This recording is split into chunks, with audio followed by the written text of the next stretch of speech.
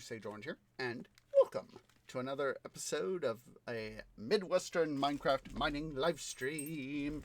We are here on episode 13 of this Midwestern Minecraft mini-series?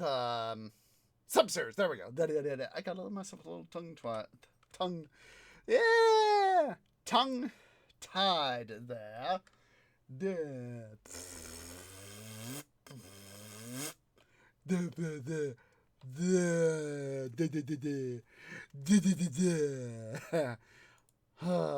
Jeez Louise, me and getting tongue-tied.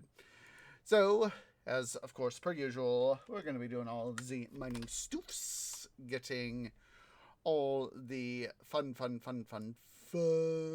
parts of stuff for smelting and building and yada all that jazz. So I've been able to get a little bit of stuff done off camera related to that, so but not much. Of course, you know, as I've said plenty of times, IRL,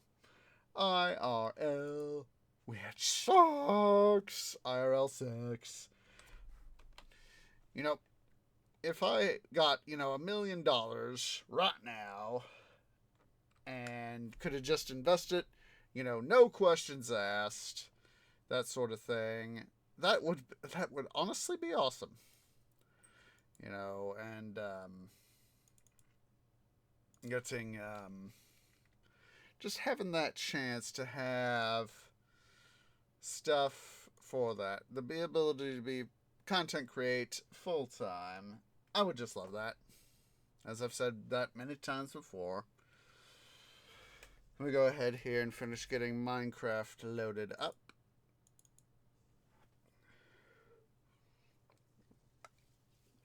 Okay.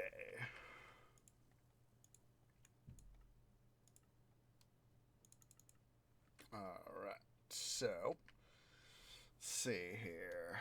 Do that. Okay, so let's see here. That is ready. That's empty. That's empty. That is ready. Let's see here. Let's grab... oh, hello. Everything is not ready. Well, not everything is ready. Rats. Well, we can do this. We'll cheat the system. Cheat my system here, dudes and dudettes. Just check that iron into block form. Boop. Now we should be ready. So let's go ahead here. Get our stuff. And let's see here. Grab some dirt because we'll have that what's it area not long after we get started. Boop. Boop. Boop. Let's see. That's all full, right? Yep. Alright. Gather up our shulker stoofs. And we will head down here. So, in good news sorts of things, we're now at the fourth side right here, ready to go on this side. So as soon as this side gallery will get done with that one, we'll be starting back over there, and we'll, work our way 8 up, then come back here. Once we get 4 up there, we'll be starting on that guy. But of course, that's his future tree thing. Present tree thing is right here. Ah! And I fell in a hole. Of course.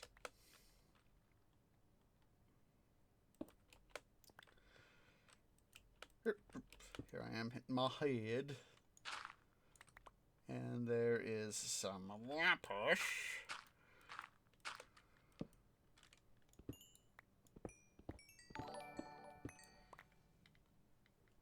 And welcome, Commonwealth, to the Tree Grove. Don't know why, I seem to recall that Twitch has been twitchy lately. And, didn't mean for it to be quite like that. There we go. Just Gotta love it when I go splat and break my roots. Having broken roots is never a fun thing. Having injured roots is never a fun thing, and we have some copper.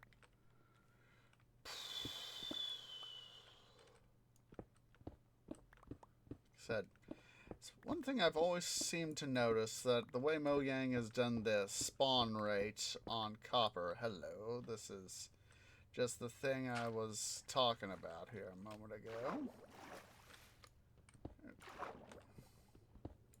Make sure I get myself an appropriate amount of access there. Let's see. It's 1, 2, 3.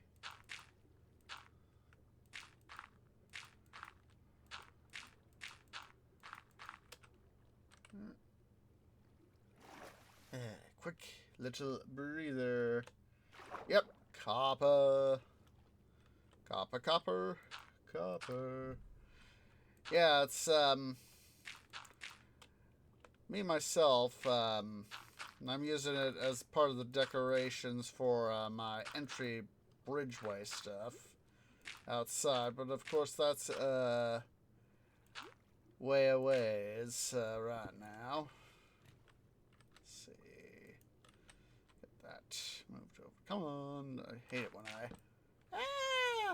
I hate it when I move my wheel and things just start going ridiculous.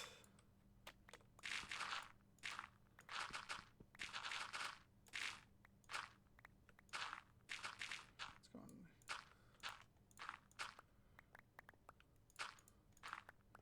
There we go. Get all our stuff back there. Yeah, it's, yep, exactly. Exactly. That's,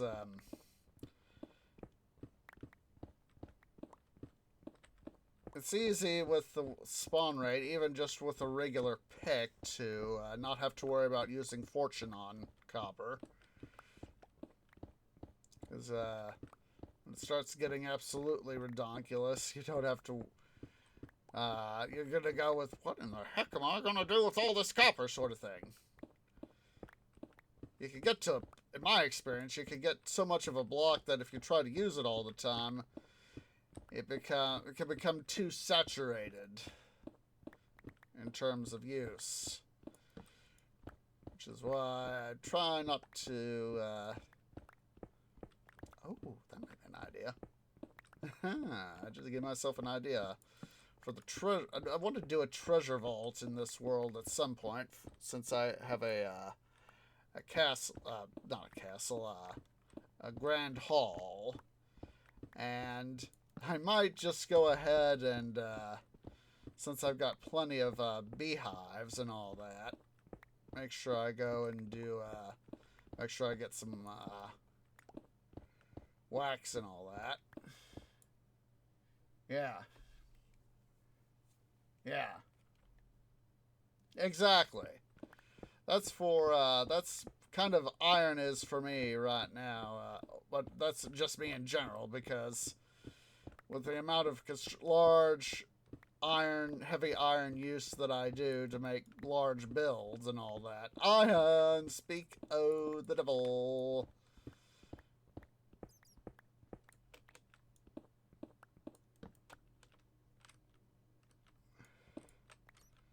$28. Wunderbar. That is why I love using fortune. As I've said before, I love it the fact that that the Mojang changed that up to have copper, copper, iron, gold be like yeah. Yeah, especially, you know, when you can find these little iron veins and,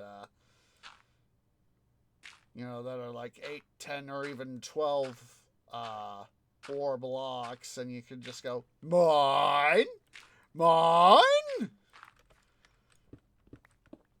And I have got a redonkulous amount of iron that I've got some back at base that, you know, in my smelter that's waiting to be smelted, or it's been smelted, I should say. And we're just, yeah.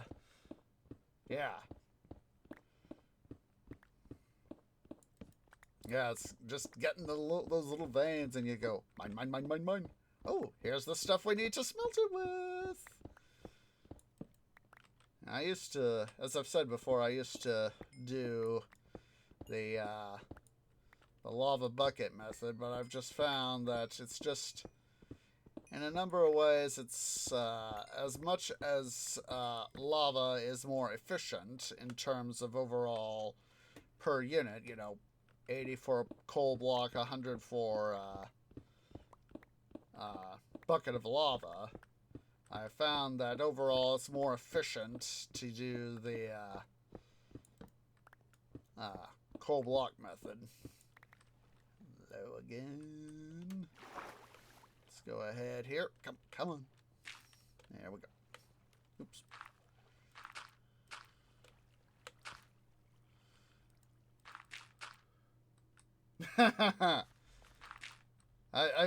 I've kind of done that. I kind of do that at times when I'm out harvesting for wood, when I need a bunch of chests for my hoppers or storage projects.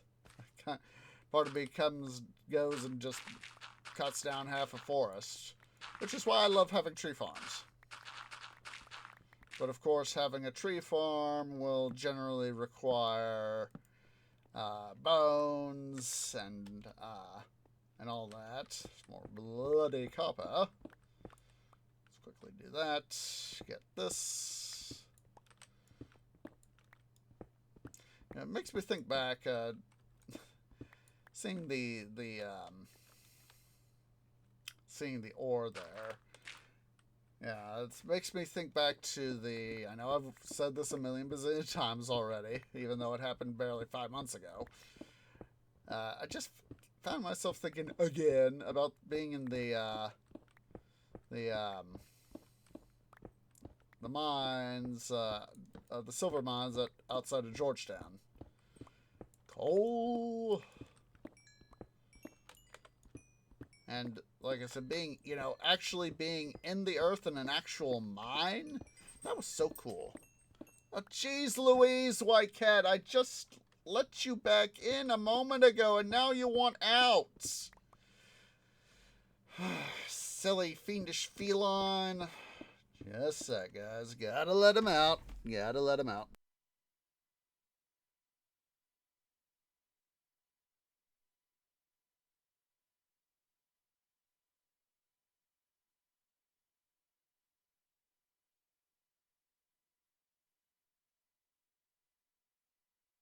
Now, White Cat, he is just such a fiendish feline. But then again, many felines are, each in their own way, fiendish. You know, Quirky, you know, her two cats, Black Cat and Ten Cat, they're fiends, especially Ten Cat.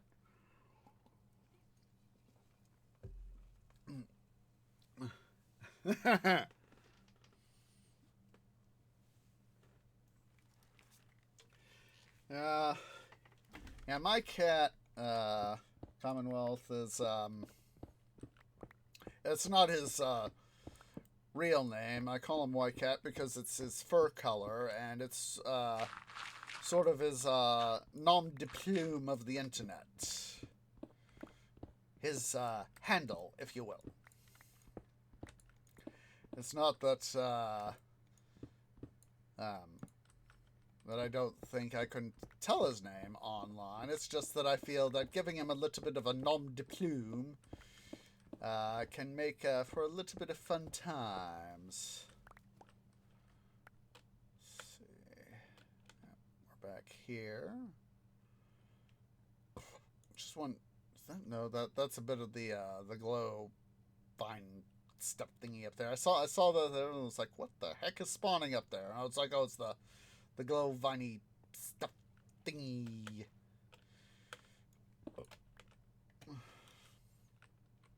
But anyway, we've digressed. White Cat is a dog and a catsuit cat. Basically, has a personality of having some dog-like attributes. That is, he likes to go outside. He's mostly an indoor cat. So he gets to, whenever he can sneak outside, he likes to get that chance. Hey, Burbles, how you doing? And why are you feeling all sleepy tired there, Burbles?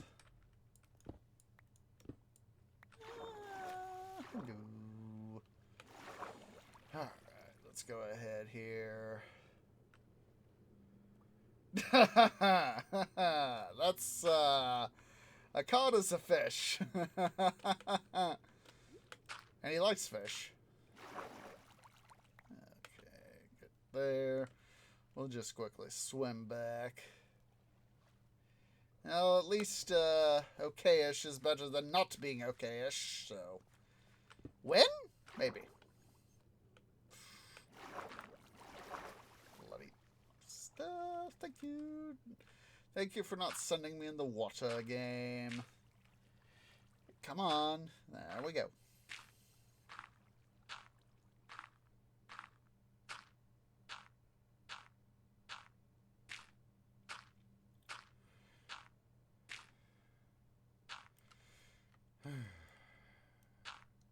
Let's see how far I had left to... Yeah, there we go. Oh, I forgot to get... I believe I missed that block of iron when I was last here. Okay. Let's see here. I have to go here. Come on. There we go. I was like, come on, tree, get out of the water. Aw, you don't know what to play there, son. What do you have an inkling for, if I dare to ask? So many choices. So the too much to do, not sure what to play conundrum. Oh,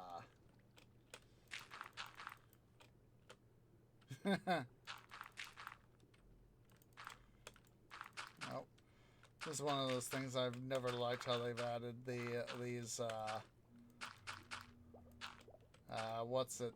these area flooded caverns and all that.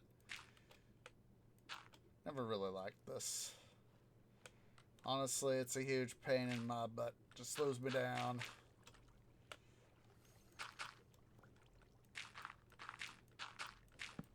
Oops.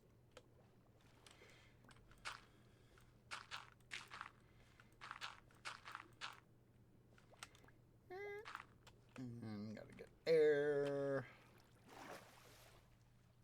Still waiting to see if I forgot to check to see if Faithful's been updated recently. The resource pack I like using. Yeah, had some of those, some of these, packs that have, unfortunately sort of come and gone in terms of, the,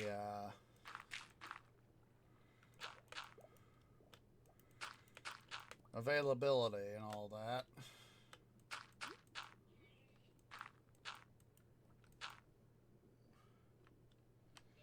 Yeah, I'm just waiting for, they had an initial release for,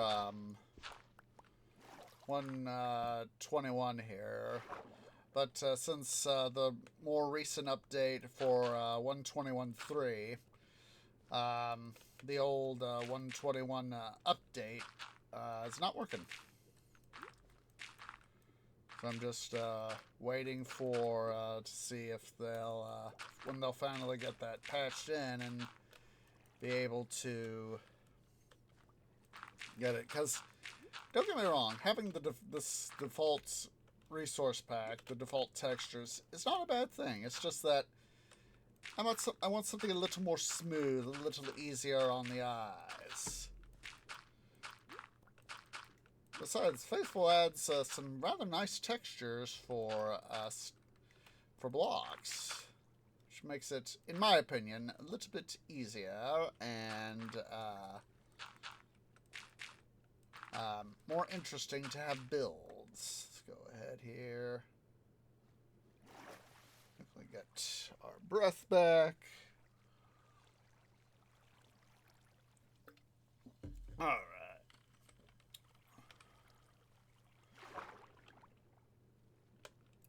But as said, that's just my opinion.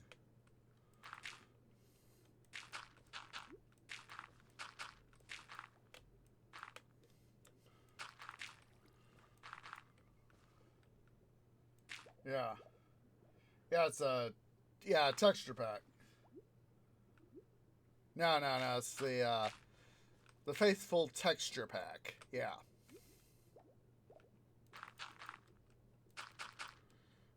That's the one I'm talking about. Come here, glow squid. Give me your glow ink. Come here. Where'd you go? Come here. There we go. Got his ink. Need that to light up part of the smelter control interfaces. Do that. Get a half stack of additional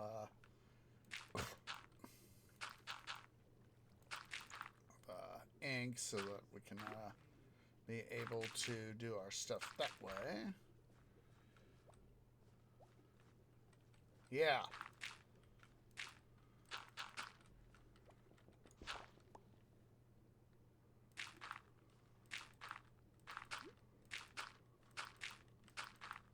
Especially the 64X. That's a very smooth pack. That's the one I much prefer using as my pack. Like I said, it's since 121.3 came out, it hasn't been suitable for the 121 release. Hasn't been suitable for it's listed as incompatible, so that's why I've been having to make do with the default texture pack.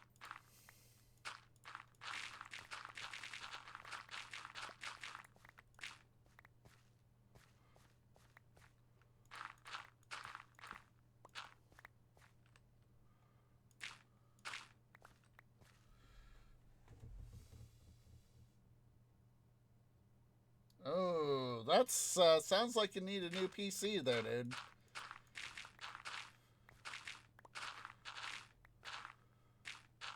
I mean, if it's if it's breaking after one mod pack, it sounds like you definitely need a new rig. I said, IRL's been holding me back in terms of me getting my GPU that I want. Go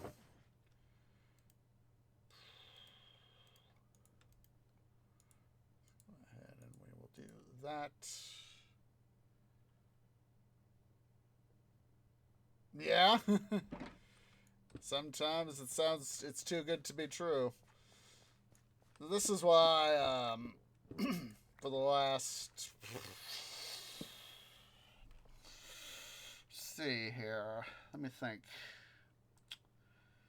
It's about for more or less about 17 years now that I have either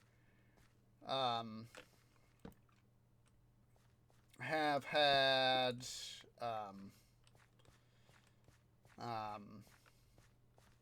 custom rigs. So very first PC that Tree Dad got from both me and Tree Bro. We essentially got it was an old pair of old Dell Optiplexes that he got from I forget where we were exactly off the top of my canopy, but where it was that we went at least. But it was like this some sort of tech sale, as I remember. And basically, it was, you know, at least, you know, it wasn't the highest of high ends, you know. At least, you know, when this is the story of me and Treebro getting our first ever computers, you know, our own personal computers, and the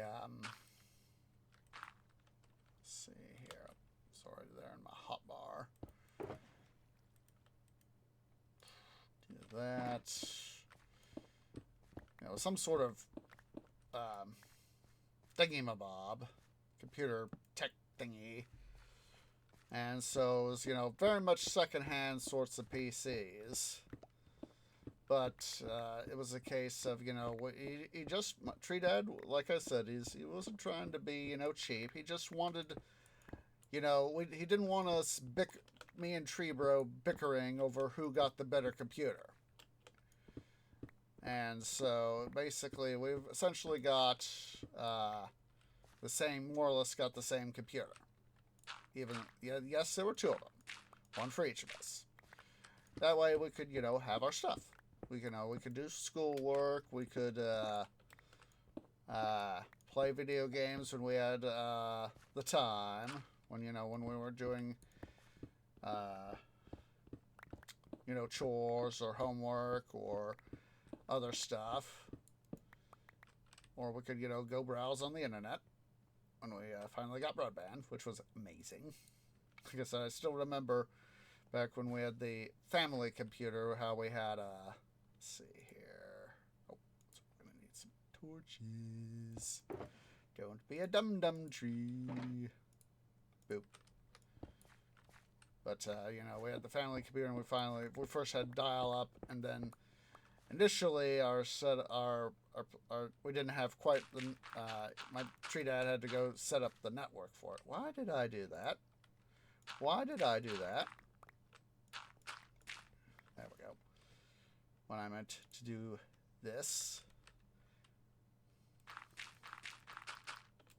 There we go. Initially, we had the dial-up, and then eventually we got broadband, and Tree Dad had to go set up a home network, and so initially, you know, we were kind of restricted to the family PC for when we needed to do, you know, like check email or look for something or whatever. Let's go ahead here, and yeah, we need to put our stuff in our shulker boxes. But once he finally got the network up, you're gonna do some modding, eh? It'll be fun.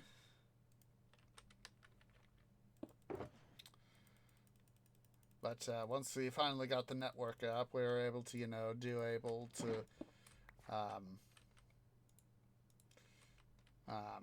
do that sort of thing. So basically, you know, family computer had was connected to both.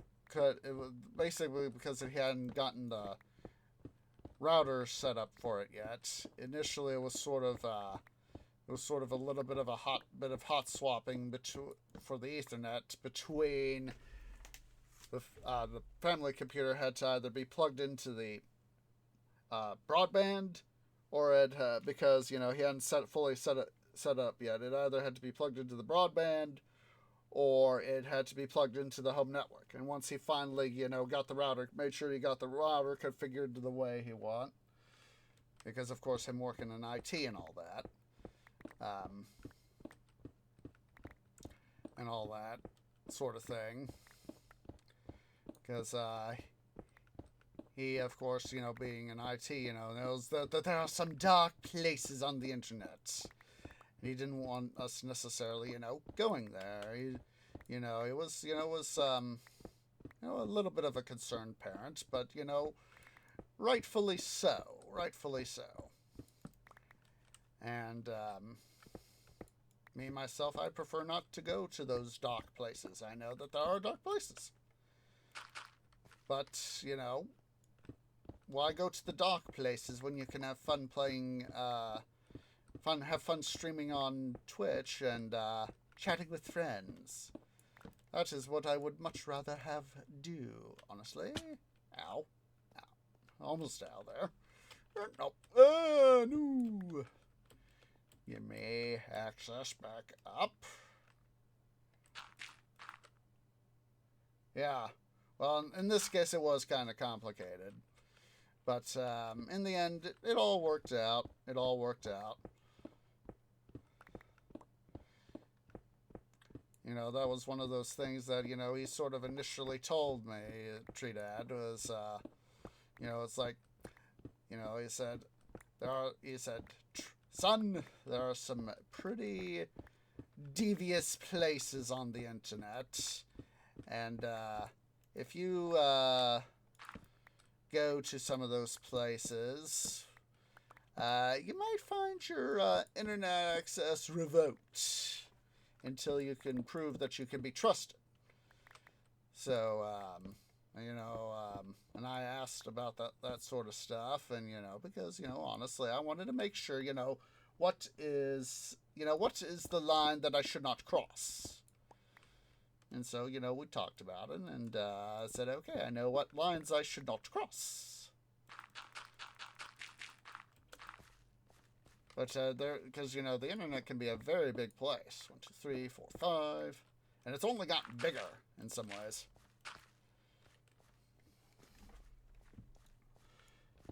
You know, I remember, you know, very many years ago, back in, God, what was that? When I first came across the Rich Alvarez channel, YouTube was, at the time, a fairly new thing-ish. I was in, God, what year was that? Trying to remember here. YouTube came out in 05. And when was that? I think it was like,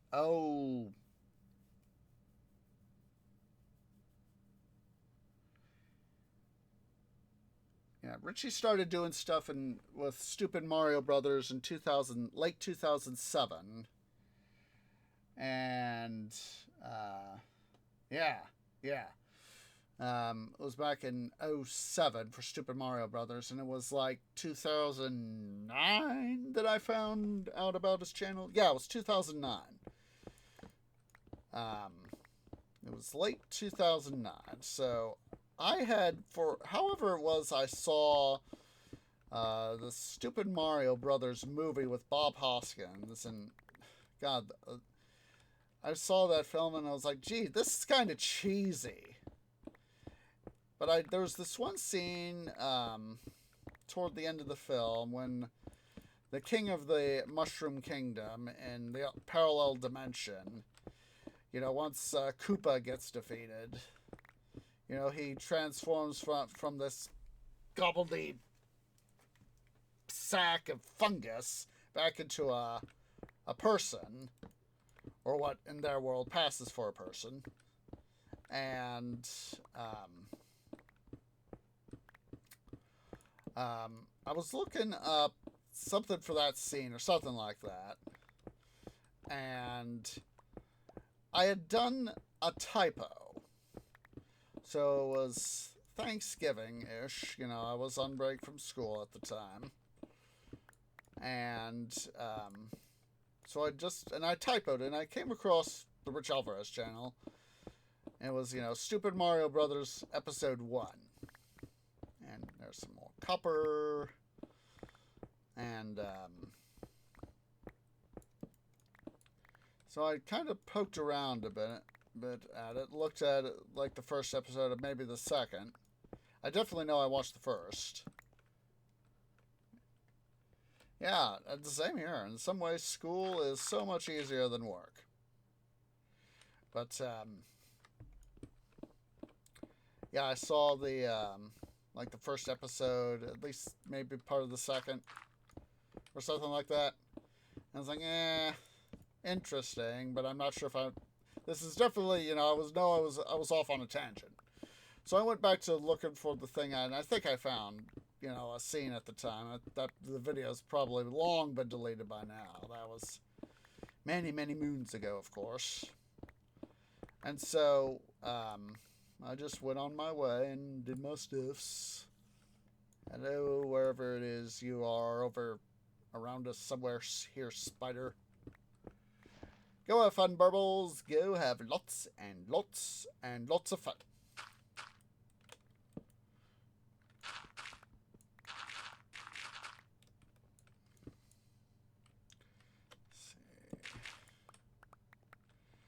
And so, went back, of course, the Thanksgiving vacation got over. Ooh, hello. Ah!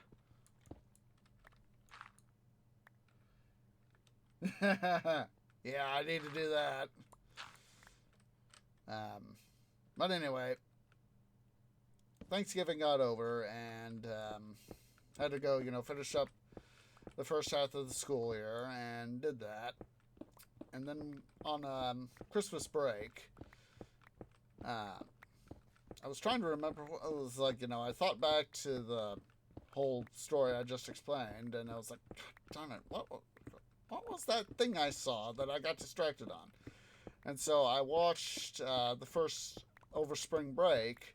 I mean, not spring break, winter break. I don't know why I said spring break. Over winter break, I watched the 3 seasons that Rich Alvarez had put together, and the first half of the movie and part of the second act of the Stupid Mario Brothers movie. And so yeah, I watched that and stuff, and it was like, for a fan series, it's interesting. It's very much a fan take on Super Mario Brothers and the related games and all that. And so I'm chatting Richie's Discord every now and then. Oh, hello.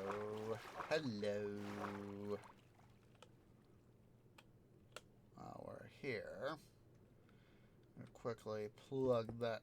Oh, that'll work. That will work. And another one of these little thingamabobs where we're got stuff here.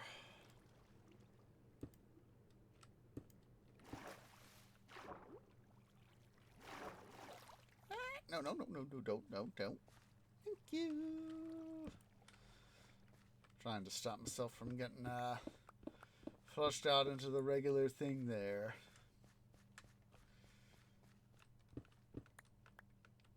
For a moment, I thought that block there was iron. Yeah, that was a long time ago. It's one of those things where, part of me kind of wishes, gotta feed the sweet tooth. Gotta feed the sweet tooth, man. I need some hydration. There we go.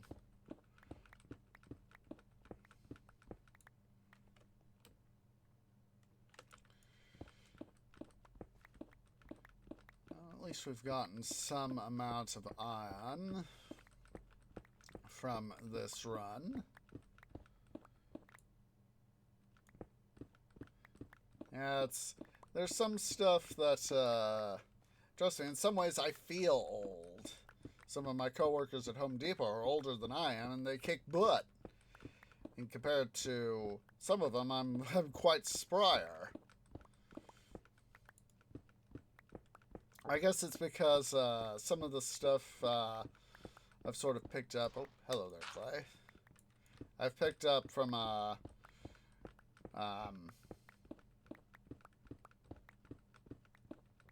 watching stuff over the years.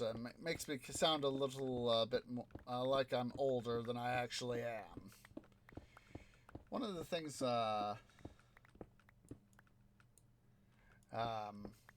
So I got my parents actually, Tree Mom and Tree Dad, they actually showed me some older movies and all that. Some more glow squid nearby.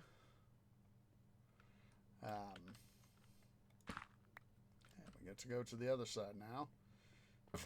Whoa, excuse me. They showed me some older movies when I was younger. You know, we're talking, you know, stuff from like the 40s, 1940s and 50s, and even some of the 60s.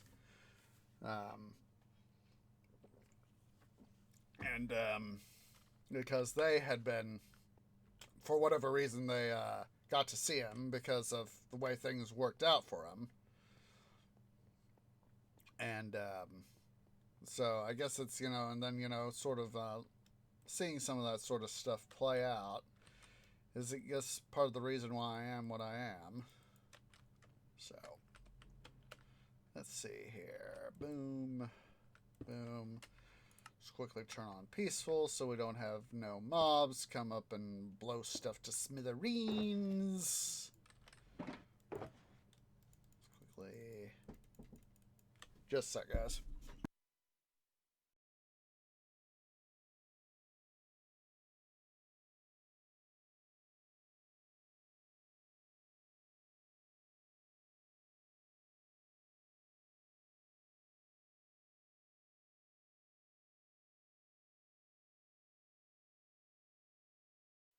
My roommate was letting me know that White Cat wanted to get back in, and he is now back in.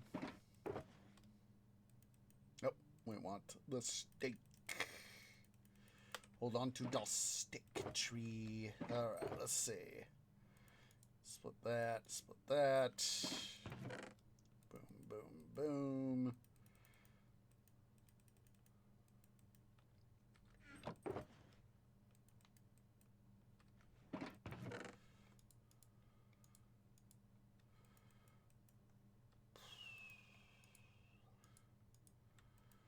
Okie dokie, and we need a stack of torches. Boom.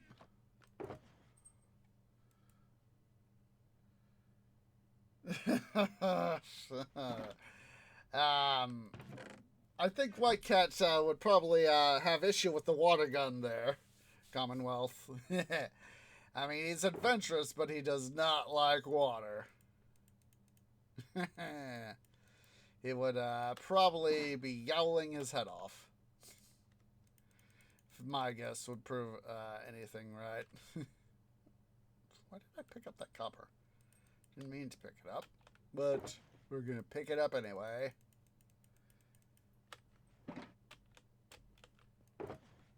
Boop, boop. Let's go ahead and chuck all the iron in here. Boom. Let's see, let's get our cobble here.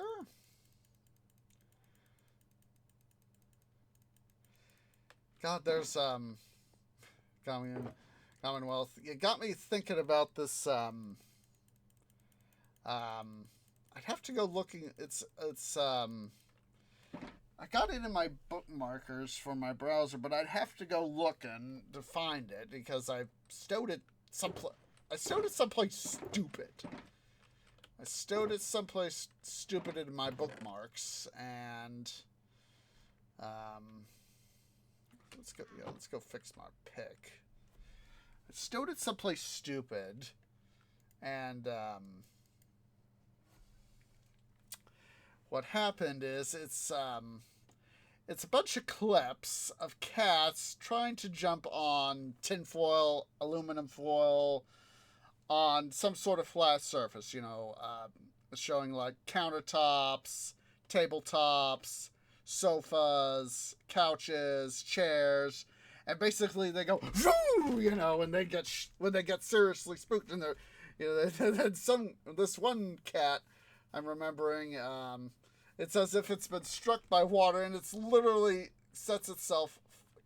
Don't you go nowhere, minecart. Stay right where you are, son. But It's this one cat that just literally goes, woo! You know, it goes literally, and it's just, you know, a piece of foil. And, the cat is just so frickin' spooked by the event that it, just, oh my goodness.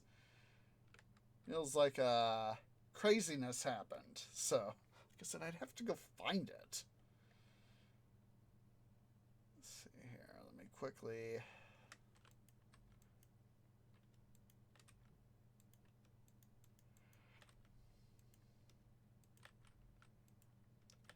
see here. I want to just... oh! Why do I have those torches there? Well, guess what? They're now in the hotbar. On my other hand. Put our ferni there. That way I make sure that I keep them where I want them. God, I've got to go find that video now. Gosh darn it. Let's see. Boom, boom. Just a sec. I have got to find that video. Because I am just trying to now think about where it is. Let's see here.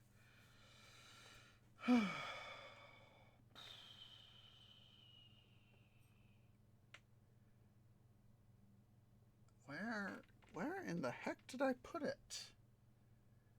Let's see. Excuse me. Let's see.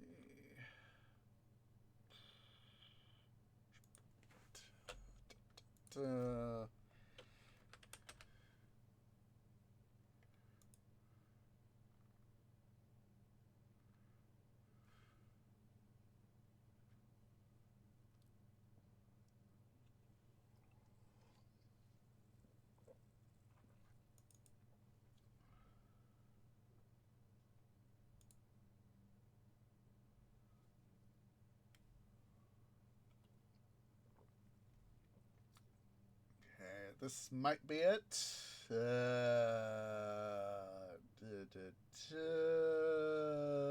Oh, yes. Found it. I thought it was YouTube, but it's actually on X, aka Twitter. And there it is. There it is. So it's it's hilarious. It is freaking hilarious. You know, it's like I said, it's these cats just going brr brr brr. They're literally flying all over the place. All right. Let's go ahead here.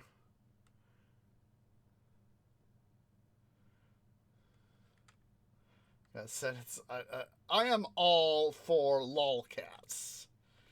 You know, it's one of those things that's, you know, one of those more unusual memes that, boy, am I glad this exists. And that is definitely a lolcats sort of video. Excuse me, but it felt good.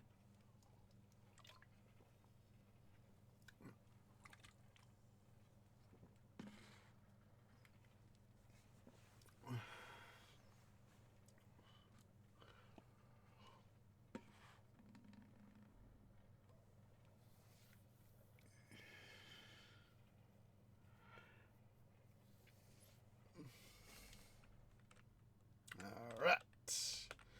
And now undo that. Let's go ahead here. Turn difficulty back on. 1, 2, 3, 4.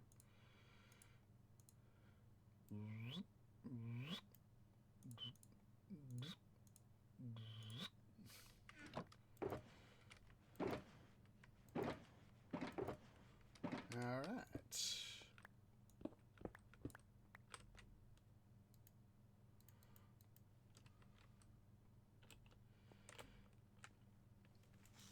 All right. Oh, why am I trying to do that? Why am I trying to hug the wall? I'm not supposed to hug the wall. I'm supposed to mine it. Oh my god. I was watching on YouTube, Clamave de Profundis. I was rewatching their Diggy Hole video. I was like, I need something to laugh and or sing along to. And then I was like, oh wait, Clamave de Profundis. Since I'm about to do Minecraft stuff, let's go watch Diggy Hole. The Diggy Hole meme. Let me get you guys that link before I forget. This is one, of course. I don't have to worry about diving deep into my browser on my main rig. Let's see.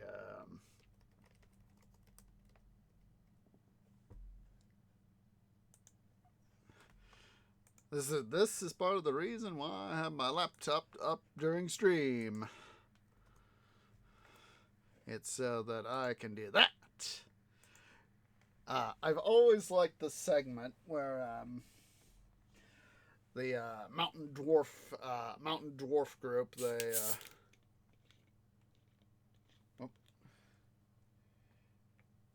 yeah, do be careful there, Common. I don't know. I put up my caps lock so that it wouldn't be spamming stuff, so people wouldn't spam.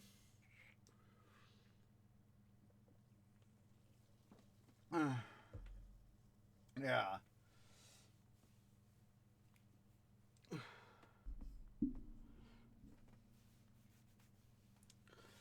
But I just love how I know it's yeah, it's all right. It's all right. Like I said, there are some people that there are going to be those trolls that come around and spam with caps lock on and but and I know it's not the original Diggy Hole. It's the Ogscast that did the original. That is, but more or less the source of the meme. But I find Clamave de Profundis's song version of it with fitting into their style. I find it a very good interpretation.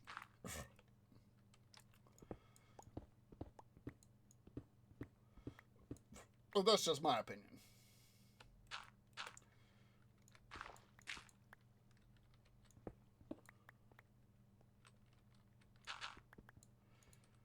Yeah, it's sometimes you can find those good memes that if you've been having a hard day at work, or it's one of those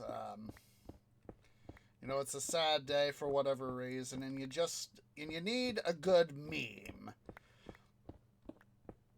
That's the sort of thing I want to go find online. Is what's a good funny meme that can lift? What's sort of the meme that I can find that'll lift my spirits? Because it's this old saying, laughter is the best medicine, and in a number of ways, laughter can really help improve somebody's day.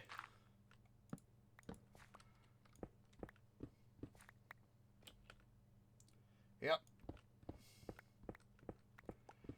In my case, my expertise is, as much as I do big builds and all that, my biggest builds tend to be my massive mines.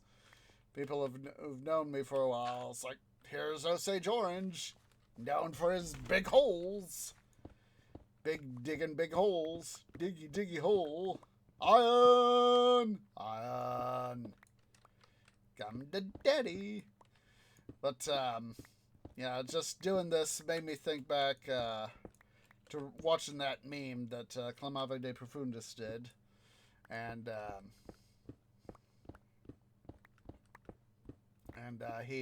they did some real good music. Some of their more recent stuff is not quite to my liking, but they still do some pretty darn good stuff. I guess it's part of me is nostalgic for some of their stuff that I've already seen them do.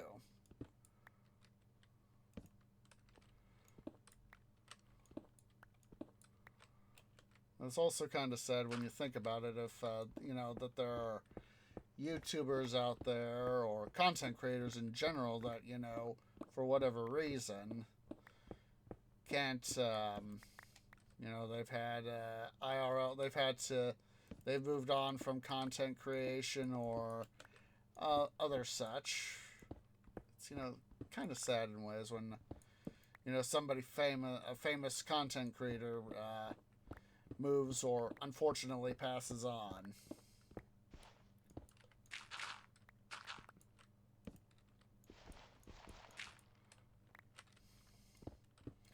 And in some ways, I kind of feel like the Dwarves is Mountain Dwarf Co. As one of the dwarves, is, you know, it's like, I deplete my ore store and I need to go find the next big strike. It was one of those awesome things that when I went to Georgia, I'm actually wearing my Georgetown Loop shirt right now. Yes, they do have a size for trees. But, you know, getting to be in the silver mine that I got to go through when I went on the Georgetown Loop Railroad, that was amazing.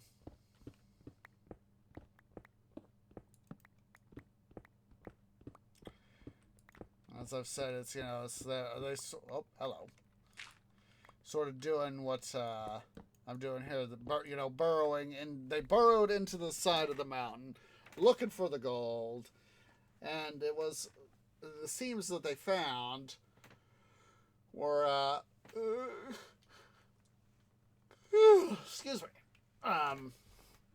or sort of, you know, these you know, face up, and it would be up and down, and as well as side to side. So the miners had to literally follow the ore and get as much of the ore out as they could.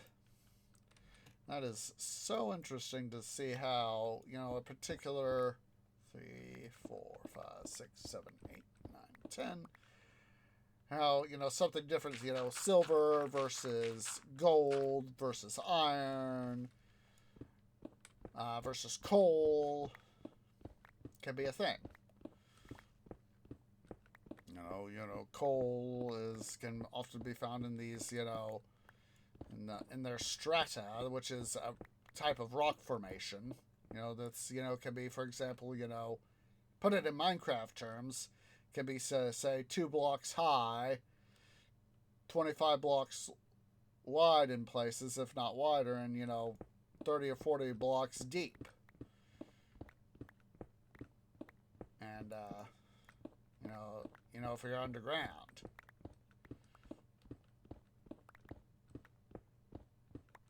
So, you know, you have to be careful. That's, as I've said before, I've read the Coalwood series by Homer Hickam Jr. And, Sonny, as he is called by friends, family, and neighbors, Iron! You know, his dad, Homer Sr., wanted him to, you know, become a mining engineer. And, you know, of course, back in the late 50s, when he was in high school, Sonny was in high school, he wanted to go into space. He wanted to become a space engineer. Eventually, he did go work for NASA. So, while he didn't himself get to go to space, he still was able to make his mark, you know, working for the space program.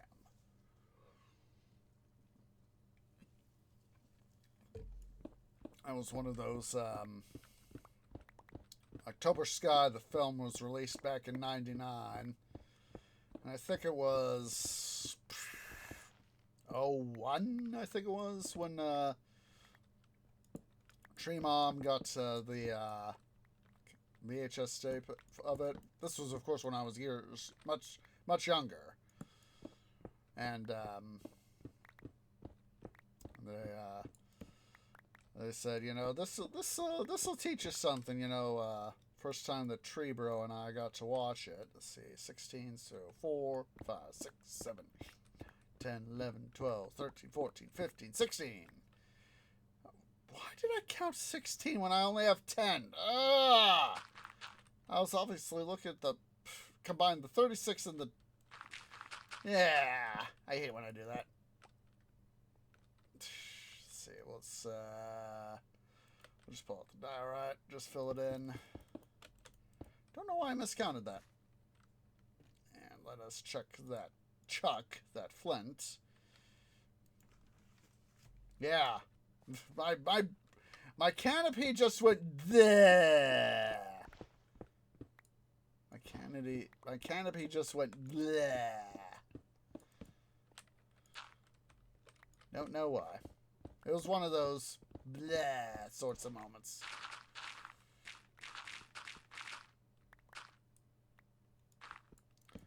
But ow! Hello. Now, Tree Parents here said, you know, they wanted me, you know, they know that they're the sort, you know, they made sure I love learning about science. And because we would watch stuff on, like, PBS. Oh. Let's see. Low gravel. Want all this dirt, but I have to literally pillar up to get it.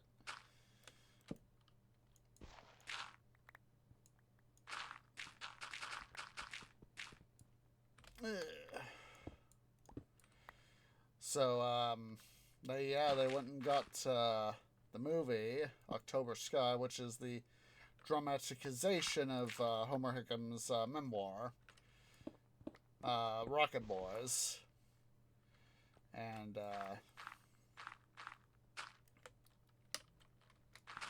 I eventually went and some time ago now, I actually was able to get a copy of it on I went and got myself a physical copy of it, and I was like, wow, there was a lot. I didn't know that, obviously they had to cut out, to make the film, they actually had to cut out a lot of the material or modify it to make, make the movie presentation, and so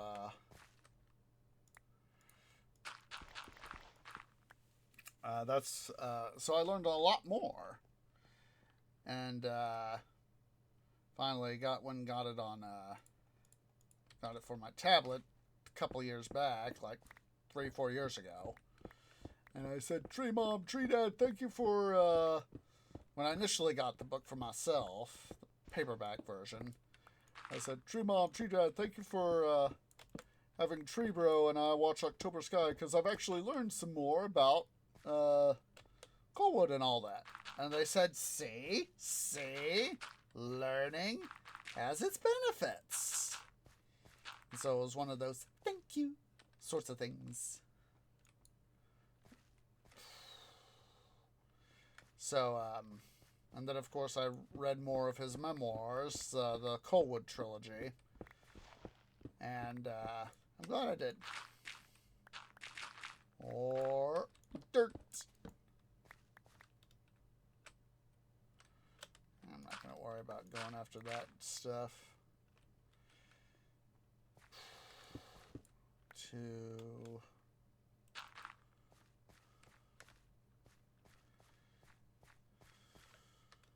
see here. 2,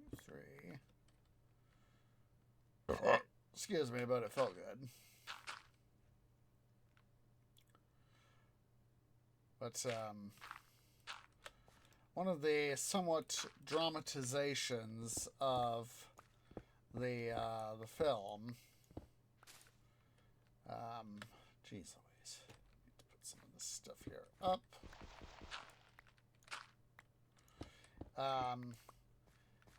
What really did happen in the memoir is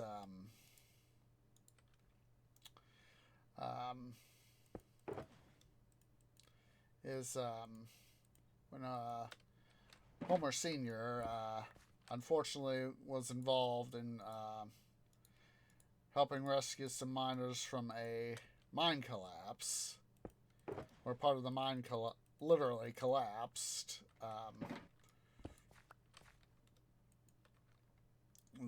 Oops, wrong shulker box.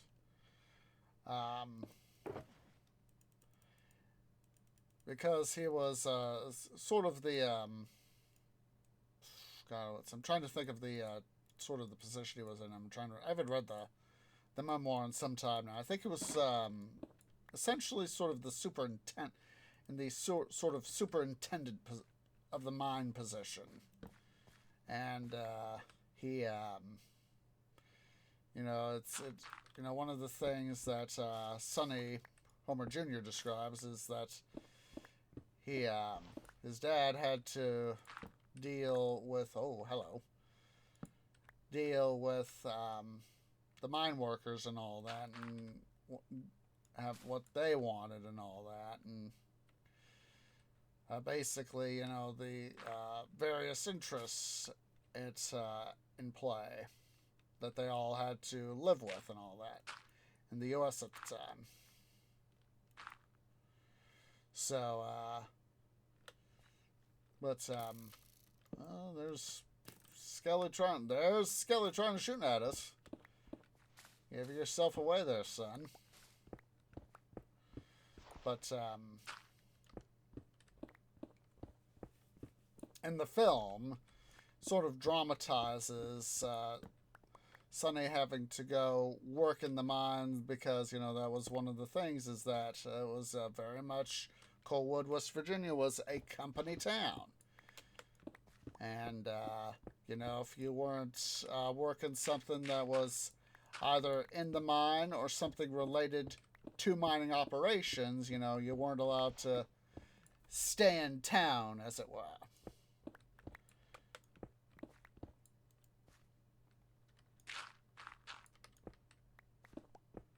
So, in the film, that's what happens is that he has to temporarily go work in the mine, which of course really didn't happen in the book, in actual history. Let's get a torch, or a stack of torches. Duh.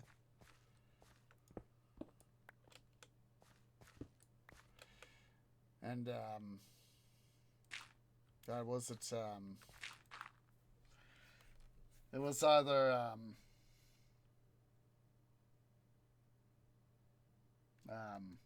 God, which of, it wasn't really, it was, Odell, that was it. Odell was saying, because his biological father had passed away working in the mine, he was essentially adopted by his uncle, and, in the movie, when Homer Jr., when he's working in the mine, helping shovel coal and all that, his friends, they still get to be in high school, of course. Odell, they visit him, it's like a Saturday, and Homer's working at the mine, and Odell says, "No wonder my uncle can slug me so well." Because, of course, their miners are, and this is somewhat true to a degree, but it is not always true that miners drink, sometimes very heavily, but it's not always true.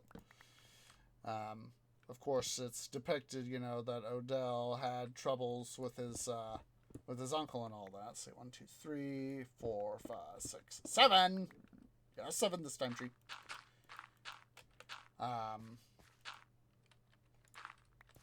That Odell had, his uncle was a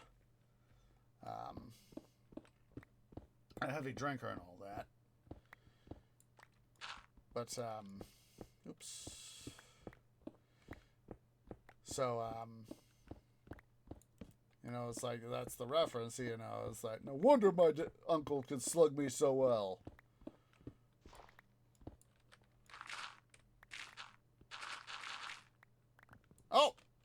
hello. I knew that this was going to be coming. So, couple things over, I found part of an abandoned mine shaft. And this has got to be more of it. Or at least I found a fragment of an abandoned mine shaft. How ironic is it that we've been talking about mining?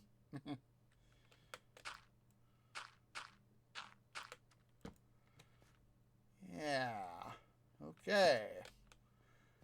Dudes and dudettes, we have a mine shaft. I hear a spider. I hear a spider. Okay. I'm going to quickly come back here. Let's see. Quickly gonna cover these bad boys back up.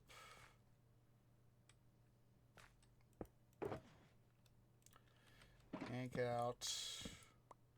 Come here. Yank out these guys.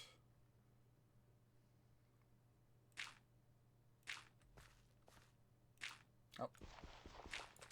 What's trying to do. Alright.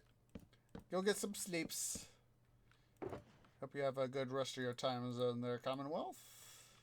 And enjoy your sleeps. Let's see here. Let's get that out of the way. This out of the way. That out of the way. Boom, boom. Boom. I'm going to put...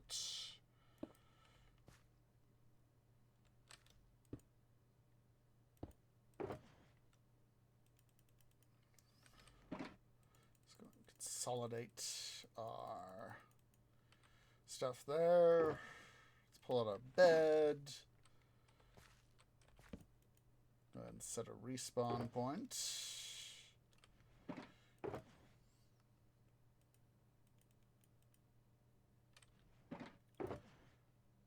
That there. That's some iron there. We'll get that on the way back. That's new. It's probably why, part of the reason why, Faithful Pack isn't, needs to be updated is because they probably added more sound effects like that. Oops. I just heard a Zambit.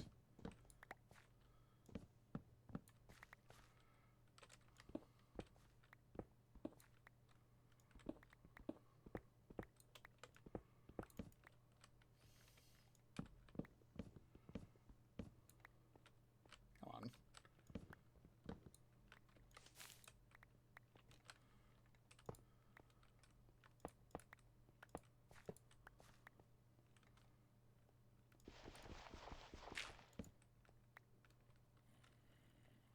Wherever you are, Zambit, you can screw off.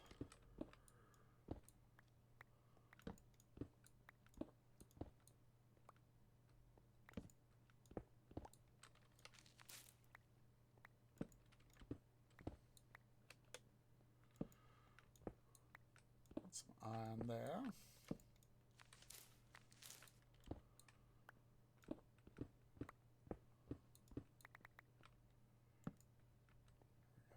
Intersecting cave system here.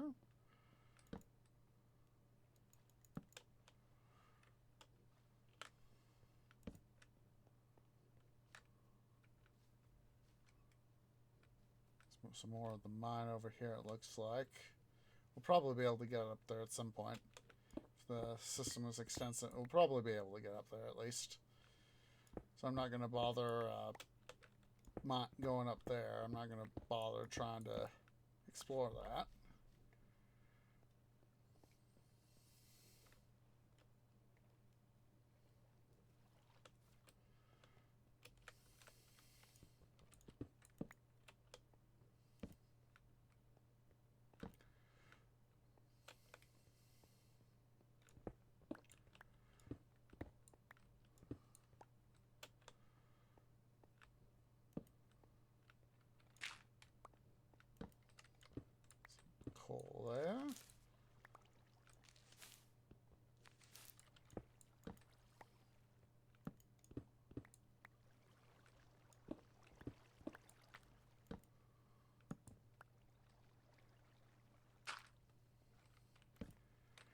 was at the Georgetown loop, they actually had a system.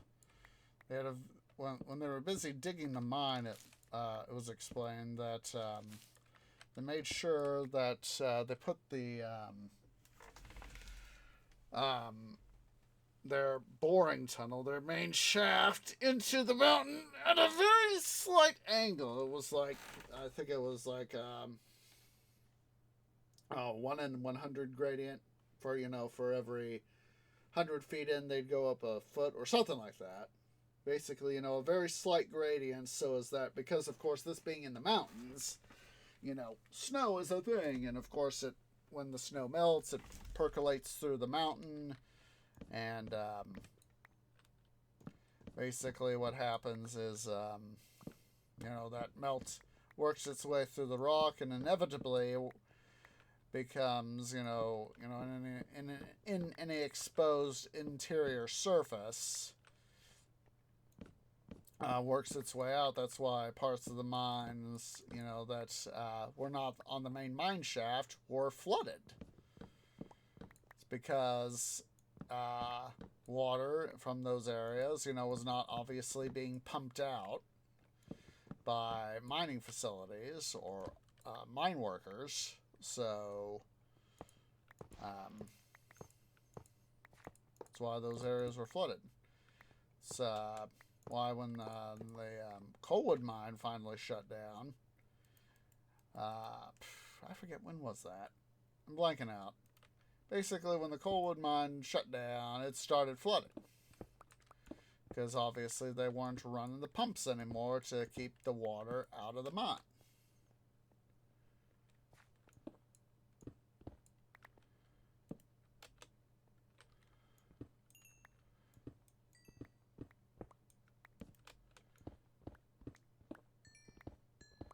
And, it was that sort of thing that I was like, I know what this is, sort of thing is, because this is no longer an active silver mine.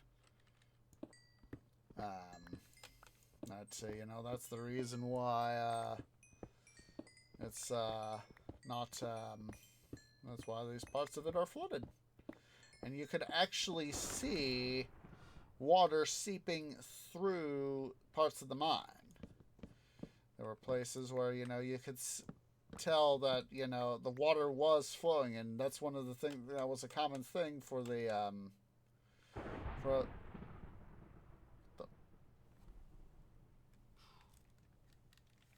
had my headphones off because I needed because I thought I heard, what the heck was that?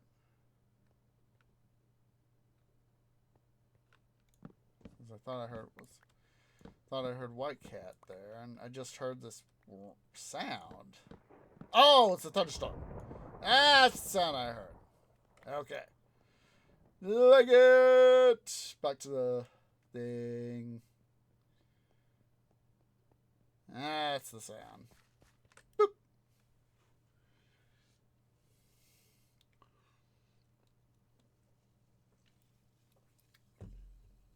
Go away, Thunderboom.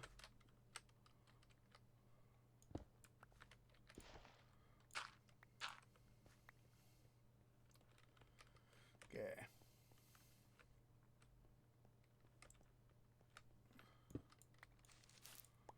Let's go ahead here and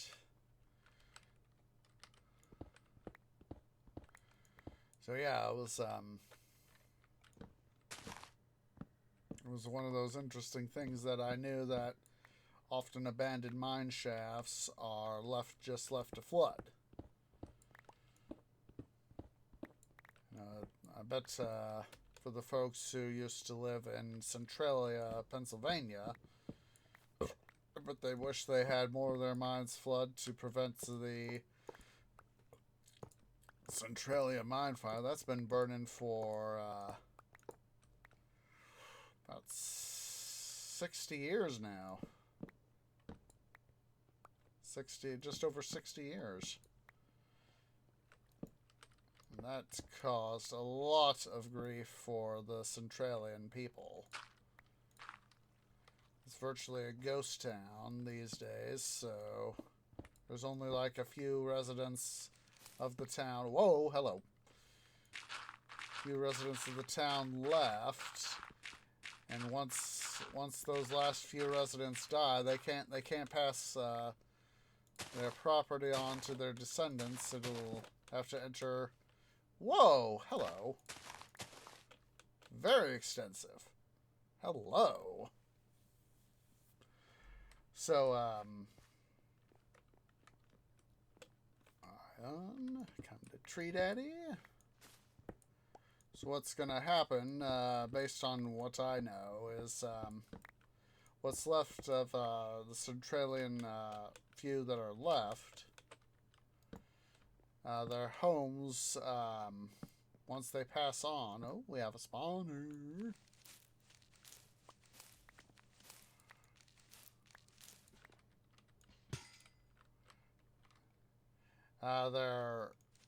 Their residences will...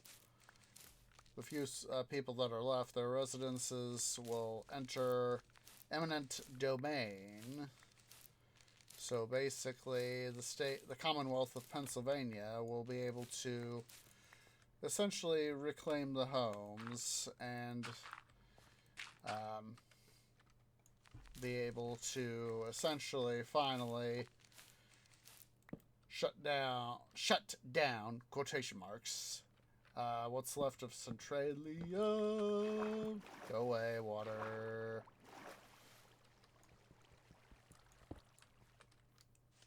Come on.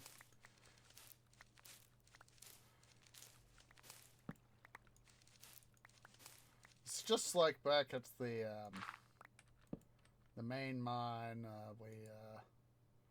We have back at base. I mean, oh, not torches. Oh wait, I've got some coal. Craft torches. Tree, don't be a dum dum.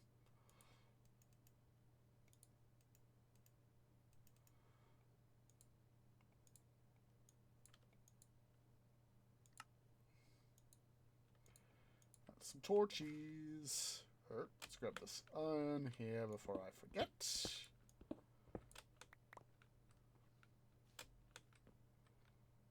Oh yeah, it's what's left of Centralia will enter eminent domain, and basically it will officially be the town will officially be more or less officially gone by the time the last few residents have passed on.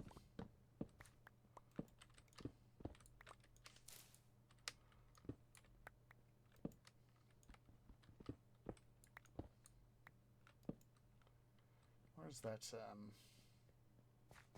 Tossed it over the edge, didn't I? There it is. Let's get rid of that. So let's get rid of the bloody flint and use the bloody gravel to fill in this little bit of a hole here.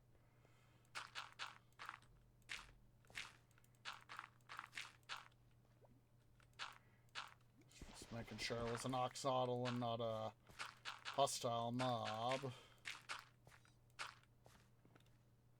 And there's the, what's it we found earlier. This is the end we found earlier.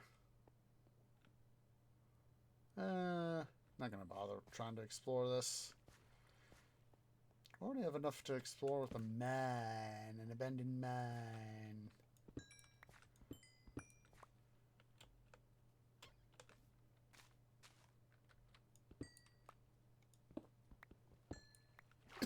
Excuse me.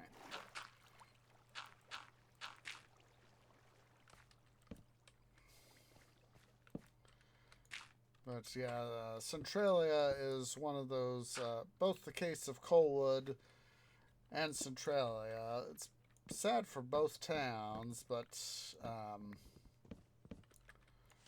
it's even sadder for Centralia in some ways, because instead of, you know, the mine being abandoned due to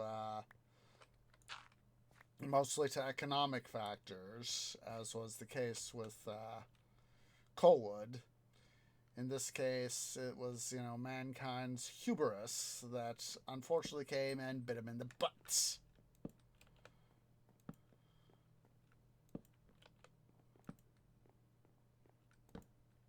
This.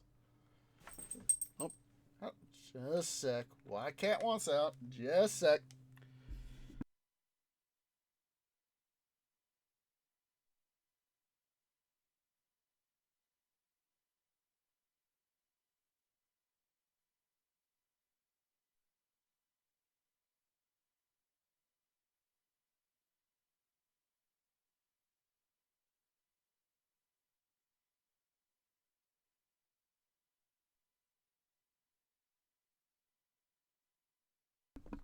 White Cat decided, let me out, Tree Daddy, let me out. So for those who don't know the story of Centralia, and oversimplifying here, basically what happened was, it was, as I remember, it was the early 1960s. I think it was like 63 is the date that I am remembering. Is they were having part of their getting ready for Memorial Day, one of the national holidays here in the States. They were consolidating all their illegal dumps.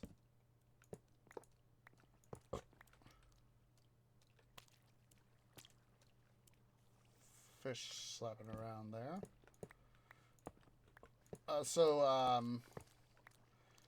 Town was getting all their illegal dumps consolidated into a more or less a legal dump. And over the years, there had been an amount of illegal mining depending on how the economy was doing. So, for example, I'm not going to worry about all this gravel, but I'm going to have to. Ow, ow, ow, let me out, let me out!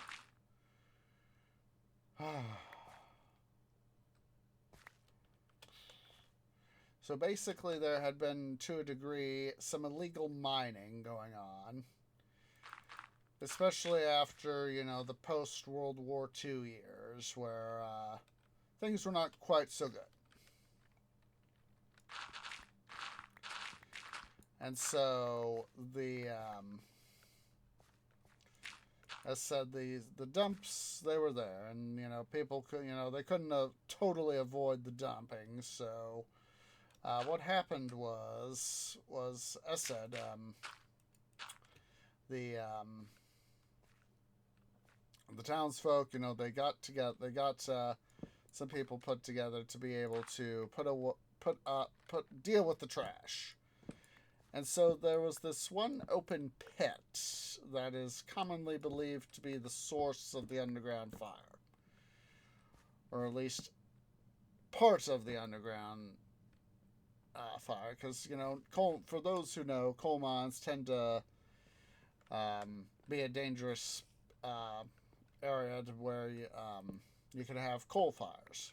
Basically, the coal, depending on the resources that there are, especially if it's I think it's bituminous and subbituminous are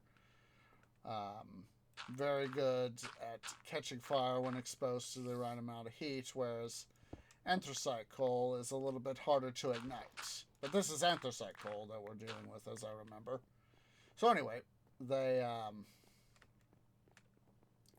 townsfolk, they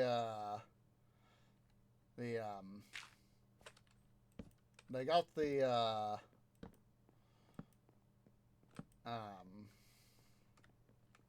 trash collected and was sent off to, be dumped. And they got it dumped. They burned it off in this pit, and this open pit. And let's see here. Where in the heck did I come from? I think it was this way. Yeah, there we go. I forgot to mark where I was coming from. Anywho, Um, the open pit, they burned the trash, and so and the local volunteer fire department did its stuff, and they were like, okay, trash is done, trash burning over. But it is thought that this refuse burning, resulted in an exposed seam of coal becoming ignited. And there are also thought to be the potential, at least, for some adjoining areas where there might have already been pre-existing fires, albeit small ones. A little bit of area was smoldering. Zambits. There's an Enderman. Wherever it is you jerks are, you jerks can stay down there. Thank you very much. Anywho, regardless of what the ultimate source was, let's see, let's get another stack of torches. Let's see, let's go and toss that piece of flint over there. You guys get to have a piece of flint.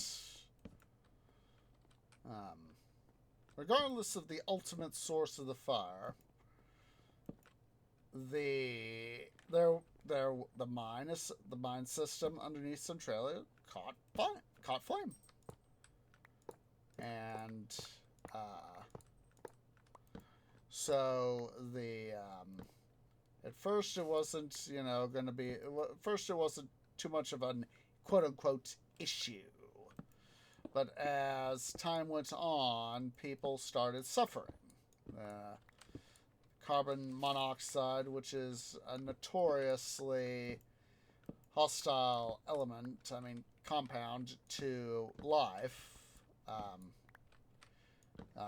advanced life, like people, animals, etc., started popping up in people's homes and basements.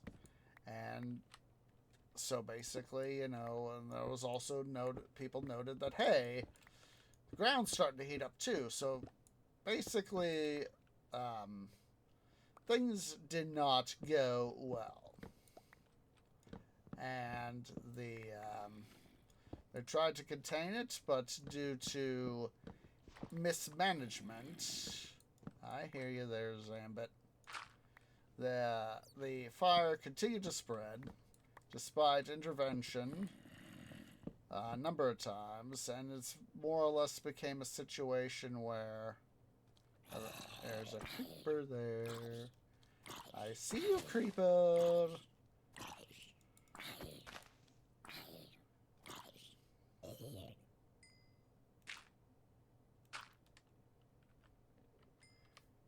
Hello there, Hissy McHissface. Creeper go boom. Ooh, but he exposed some iron. I hear you there, wub wub.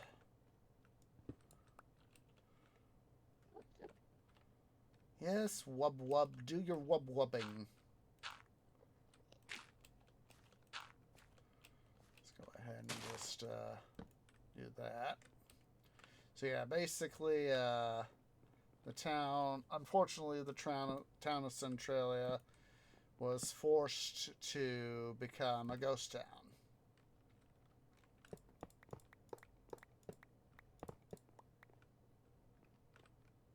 Where is my...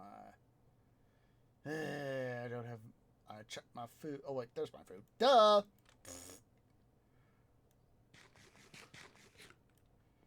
I almost thought I totally forgotten and left my food behind.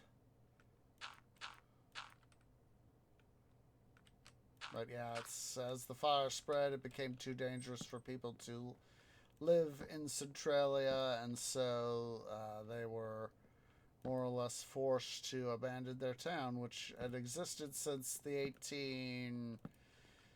sometime in the 1830s, I think it was 1820s or 1830s.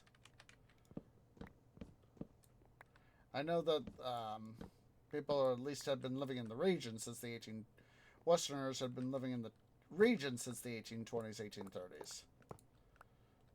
So, yeah, that was a thing.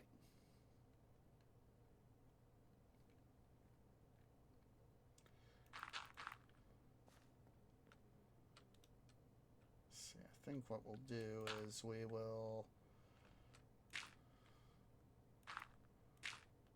do this. See some gold and iron down there, but oops,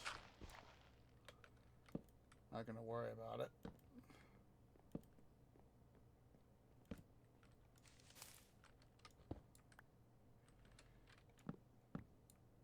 But yeah, it's people had at least been living in that particular region since about the settlers have been living in the region since about the 1820s, to my recollection.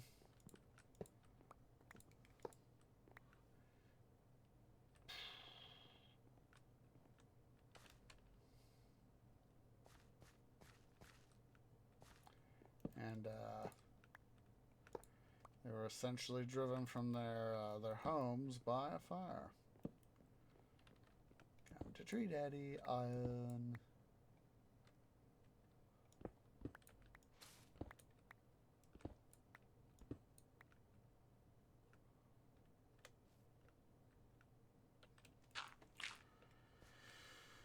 So yeah, so in this case, it was very much mankind's hubris that, in this case, you know, destroyed his town.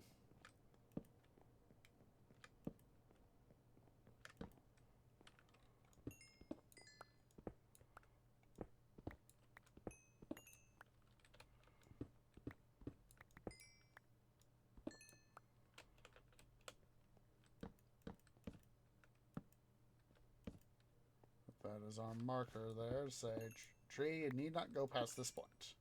And I'm not going to follow a lump of coal for that.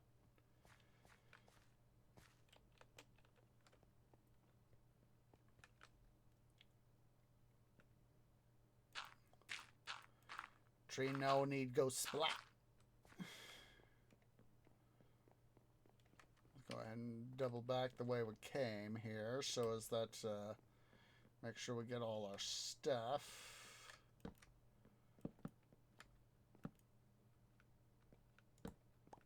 Yeah, this is very much like the mine shaft that we, or at least part of the mine shaft we had to interact with when we first started this world. There's more stuff down there. Hopefully we can get to that stuff down there.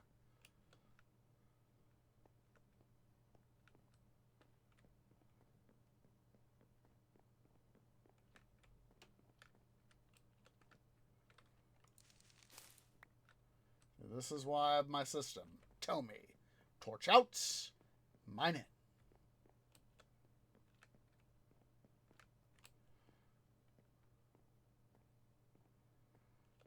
So yeah. Oh, there's some iron there. I'm gonna go get myself some iron.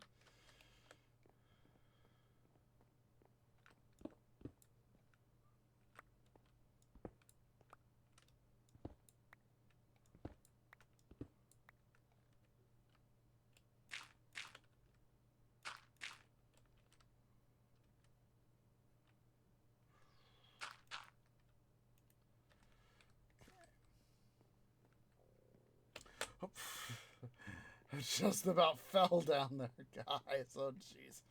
That would have been a right bloody disaster had that actually happened. Okay. Let's go ahead here.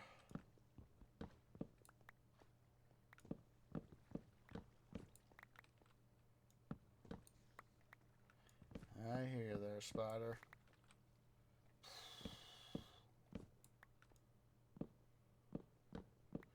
No tree sucking for you, though.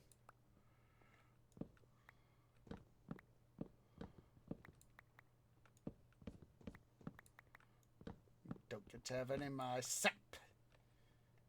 No sap for you.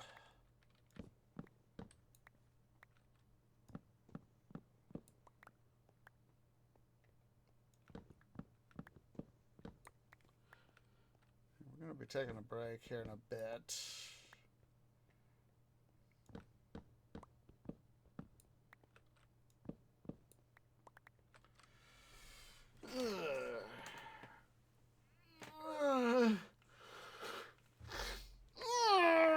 Stretchy stretch.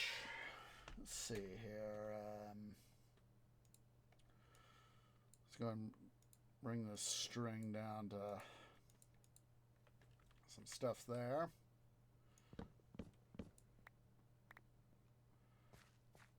I have to go back to get that one little bit. I thought I wanted to double check before we did anything else.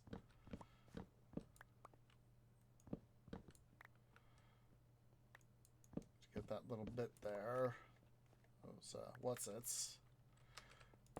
There'll undoubtedly be more of this mine shaft to explore. Come on. Okay. Let's see here. I want to get rid of some of these blocks, so let's first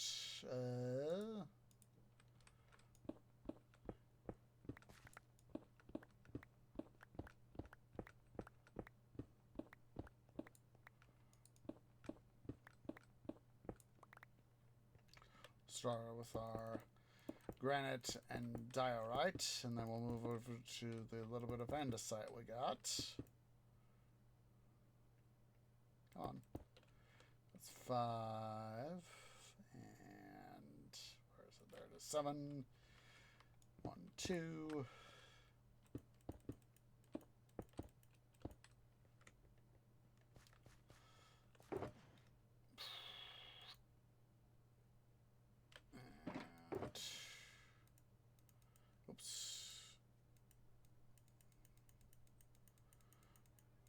And oops.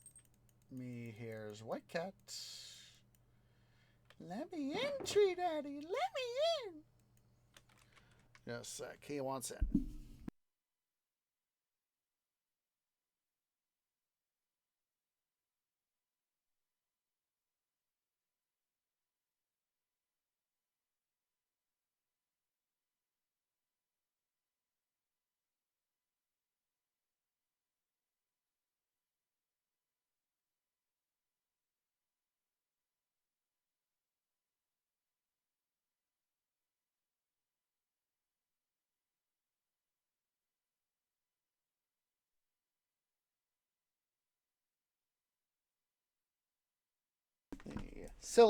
The silly fiendish feline. Give me attention, Tree Daddy. Give me attention. I'm the center of the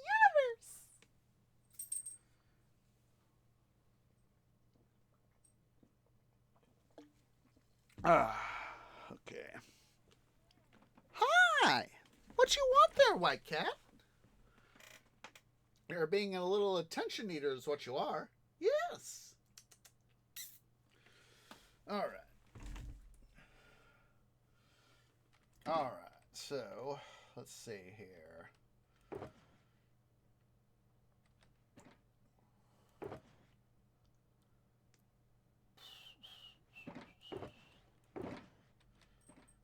Let's go ahead here.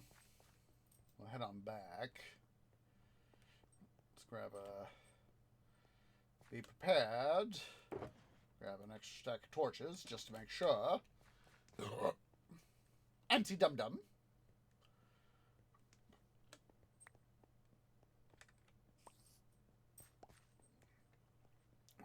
To pick up all those guys.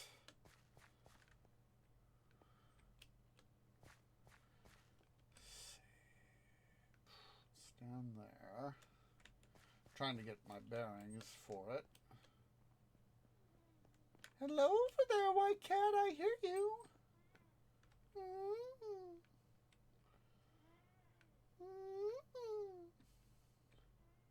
Ow. That's just a little thing. Hello over there, White Cat. I hear you.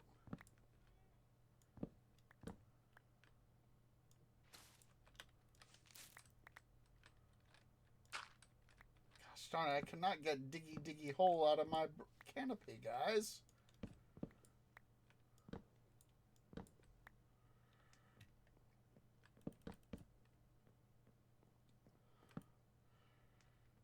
I'm just leaving those 3 torches right there, so as that, as a means of remembering. It's like, hey, tree, this is the way home.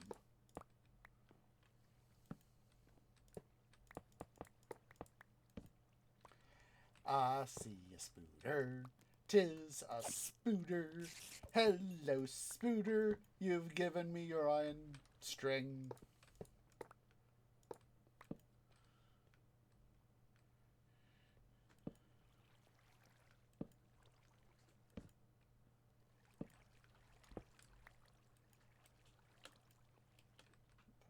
Torches here.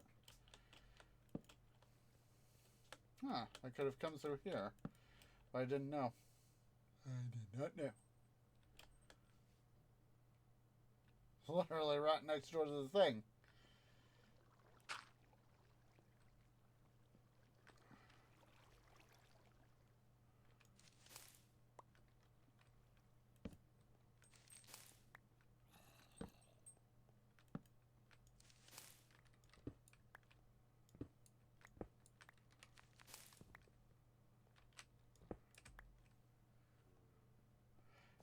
Cannot get diggy hole out of my canopy, guys. Why?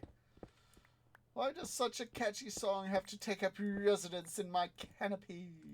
Why?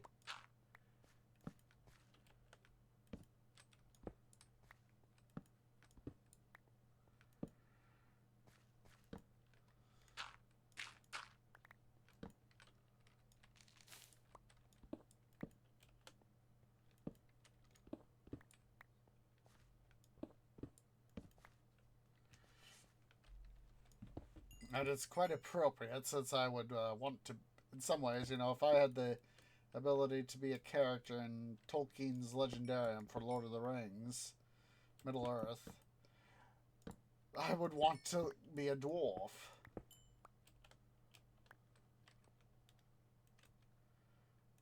Although I'm not sure in Tolkien, with Tolkien the way he did his writings, I'm not sure if he would have had a song, you know, I am a dwarf and I'm digging a hole. Diggy hole, digging a hole.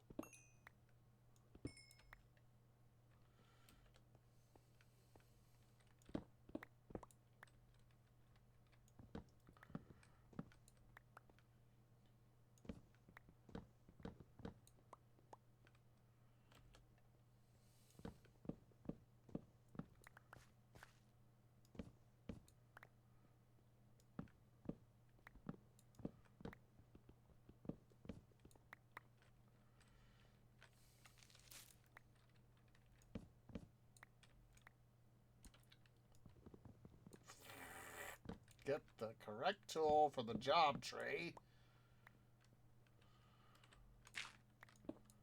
Oops.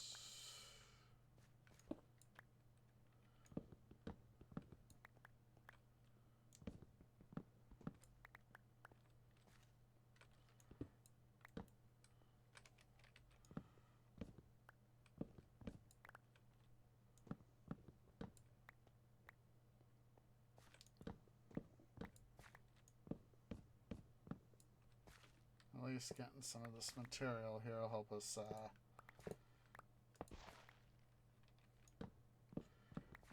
build up the smelter.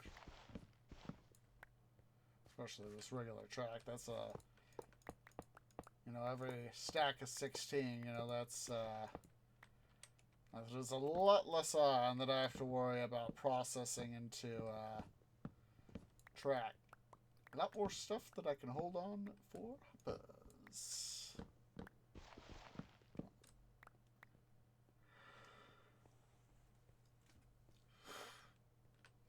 Excuse me.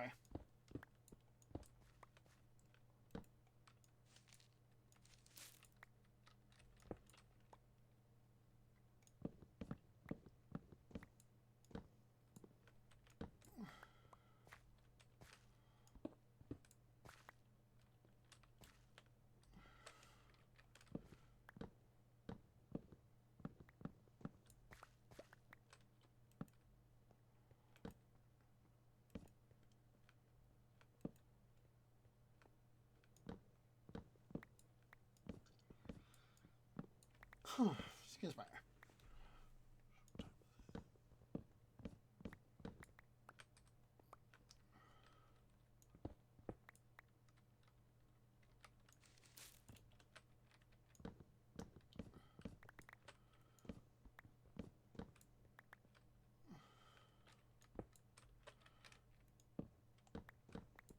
Keep having excuse me. I just keep having diggy hole. I just wish I could get it. I wish diggy hole would diggy its way out of my canopy. Now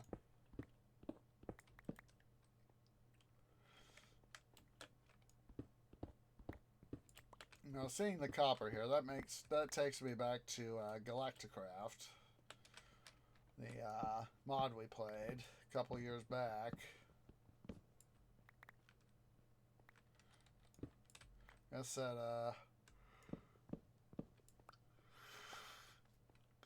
excuse me. I get a lot of fun out of playing vanilla. I know that not everyone continues to play vanilla. I know that a lot of people play modded. Slap happy slime nearby. Slap happy slime. Slap happy slime. Slap happy slime is being slap happy.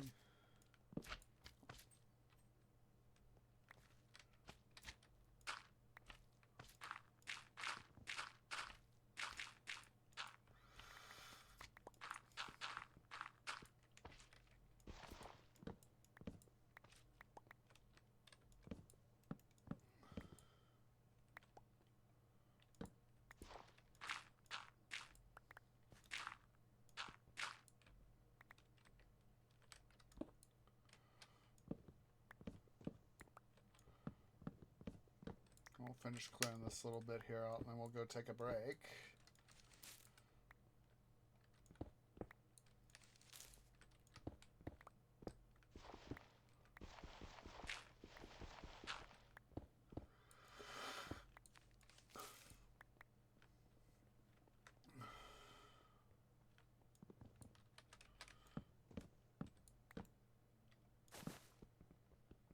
Come on. Thank you. Oh. Okay. Great.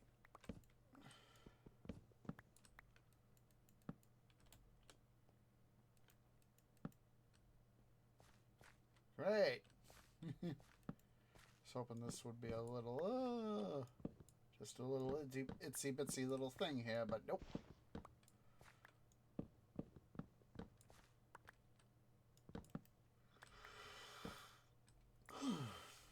Excuse me.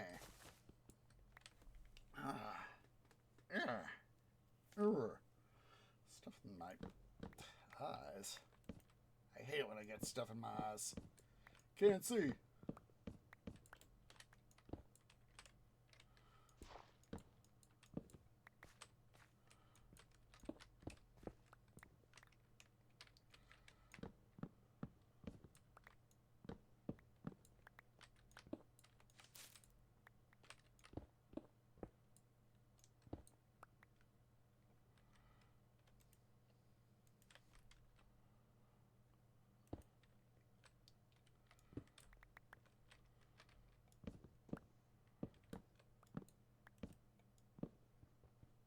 On.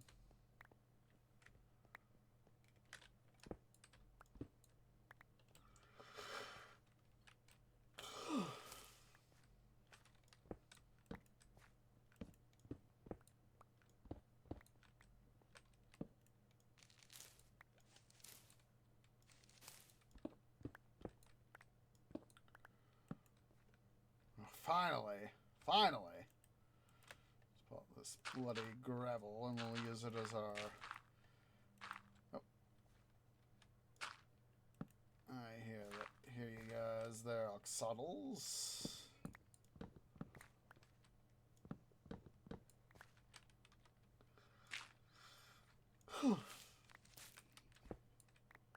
So next Sunday, just as a reminder while I'm thinking about it, be returning to our usual Titan Quest the loot grind.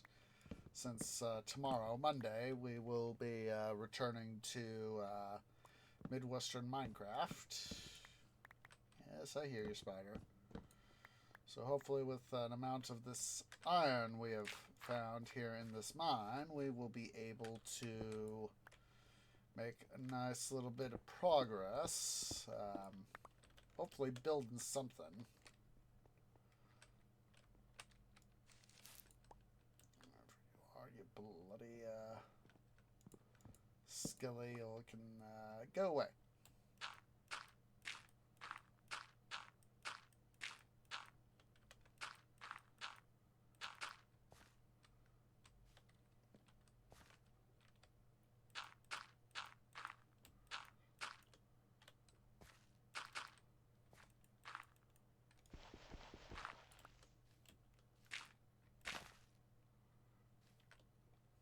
Trying to get rid of that bloody gravel.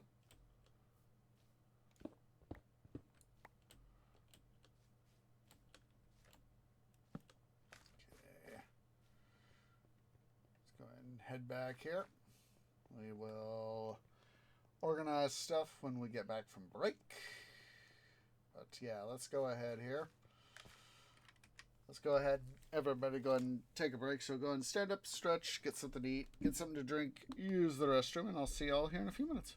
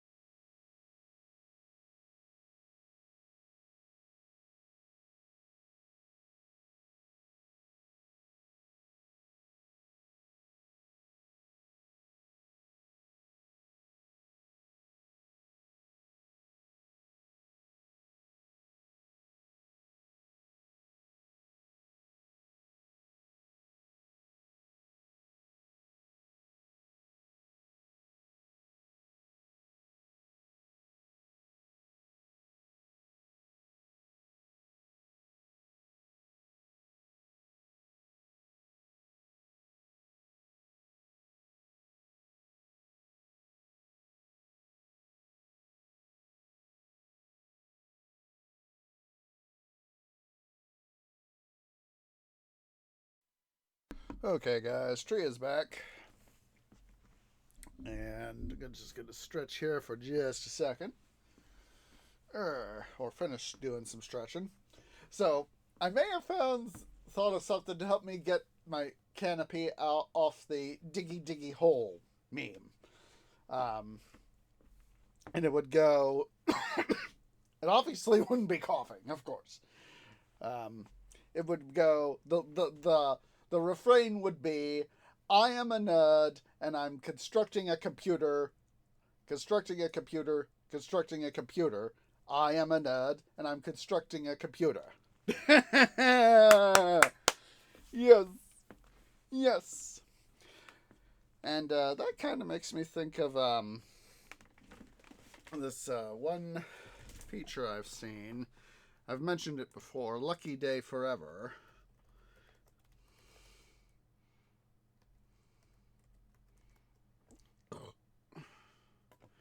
And it was released, oh my god, over 12 years ago. But, let's see, but the description is, Pro 514 dreams about winning the Great Lottery. The lottery winner is transformed, allowed admission to the elite white society, where everyone is young, beautiful, and happy, and people spend their carefree lives solely on fun and partying. One day, his wish comes true. But is this what he really wanted? And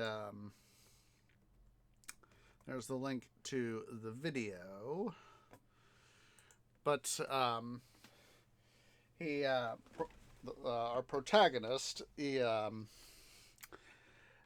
as I was thinking of this refrain that I just mentioned, I found myself flashing back to the Lucky Day Forever, to the part where our guy, our protagonist in the plot, he sees that, he goes from his, a more, albeit a worn down human, to the person, the white person, B14, that he becomes, and he realizes of what things are. And so, yeah. So anyway, let's go ahead here.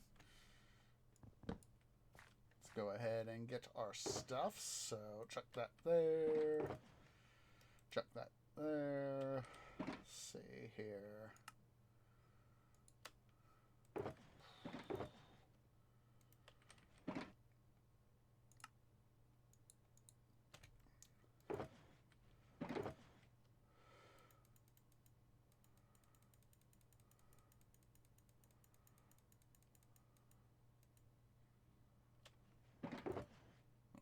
It's in some ways it's you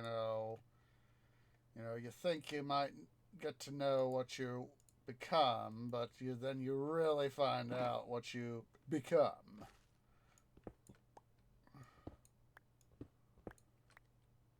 So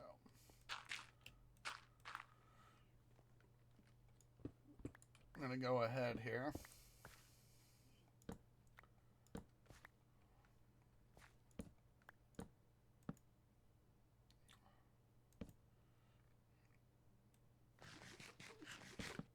Oops.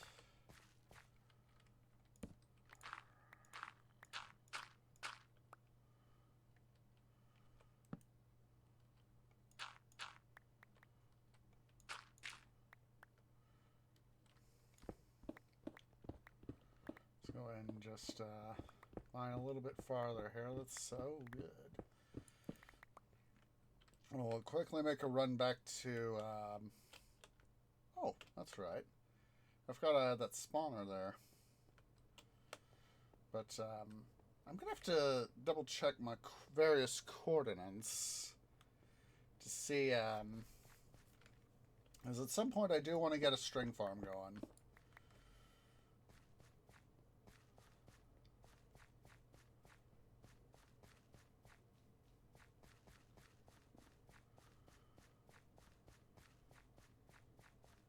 So what I probably need to do is take a double look-see at some of the mechanics for what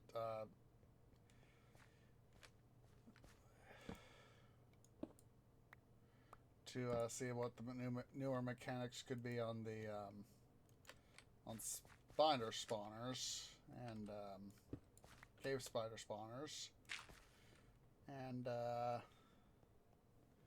see what I need to do to make sure that I design appropriate farm. I'll probably just do a standard what is for for me a standard thing. Have a spawn area and force the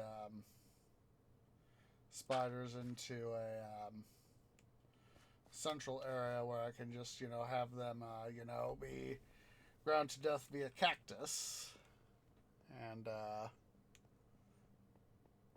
that sort of thing. Put up a number of hoppers and have a jagged what's it formation.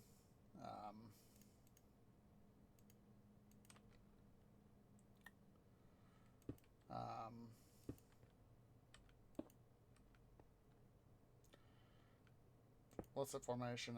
Cacti formation with hoppers located all around. That.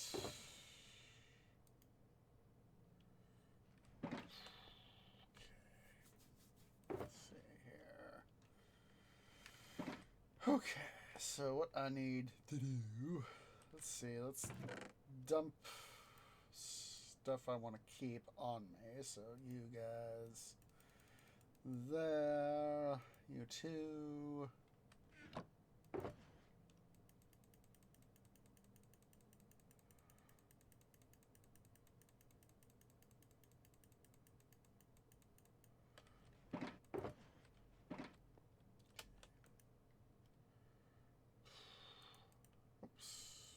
Keep the wood for the time being, but the fence can go in.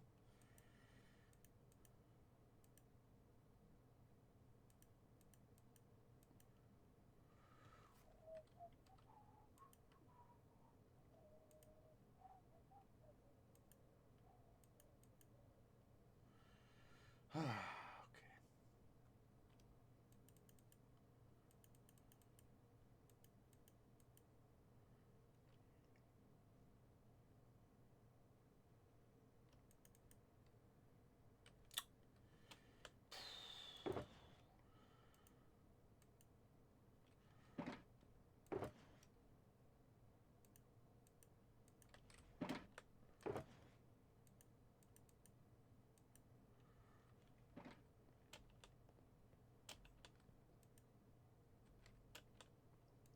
Oh, duh.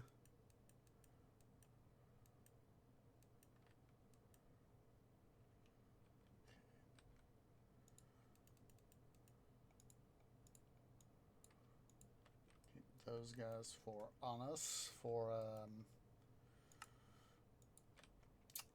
torches. Let's go ahead here. We'll toss those guys there.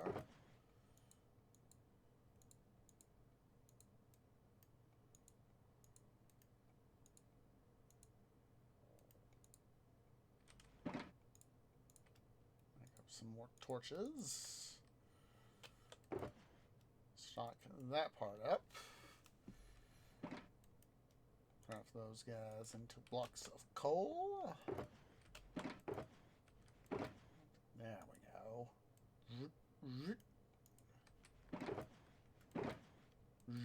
There we go. There's that.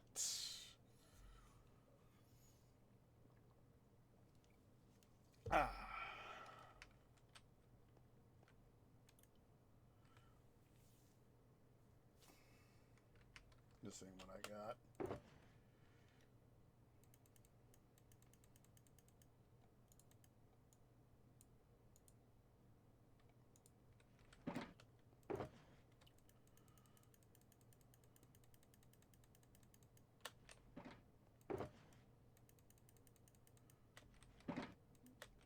Clay ball all the way. Let's get our pick, our main mining pick.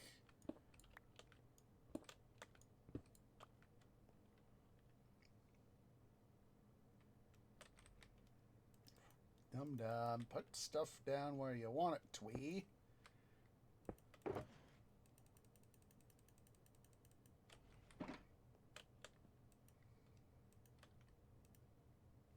Quickly mute the game as we're about to transit. That way I don't blow headphones users out. Headphones users' ears out.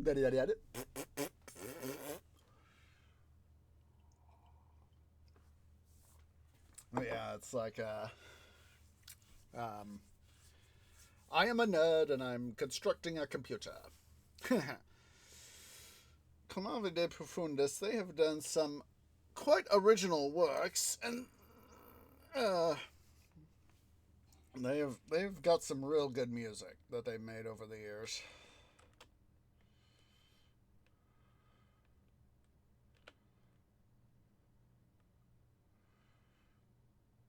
That's like I said. If I had some more time than what I have IRL right now,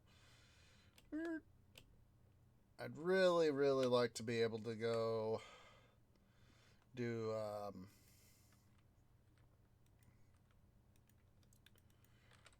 some other sorts of stuff.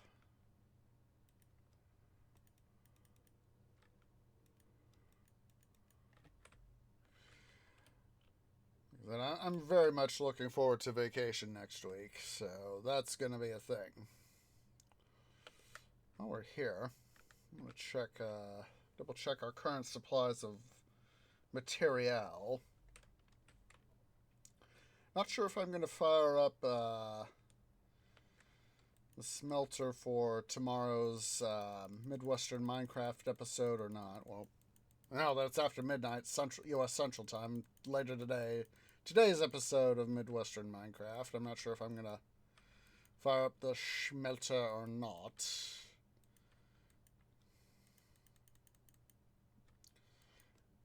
I mean, I could, but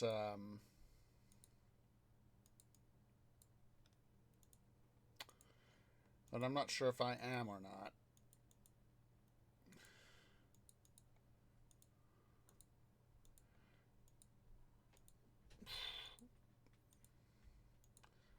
Yeah, that's why I thought, while we're here, let's check our current supplies.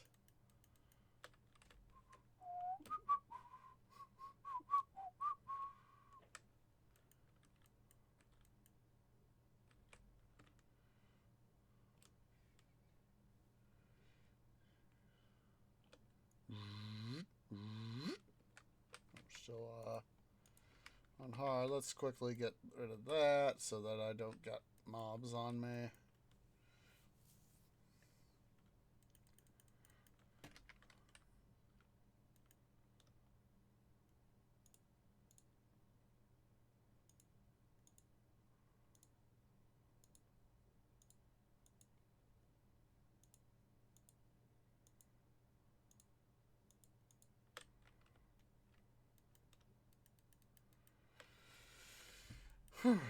So we have over 11, just over 11 stacks of hoppers. So we could theoretically do some stuff for the smelter. It's a good thing I've got sound still muted. Let's go ahead here. Let's go ahead and head topside.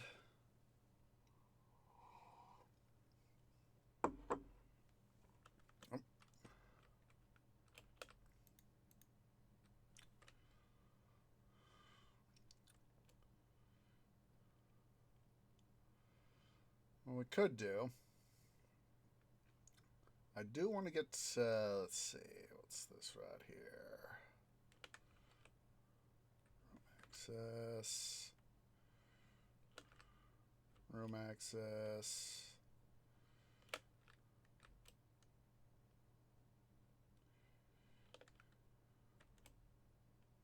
Just double checking what I got here. Goes to my room. access.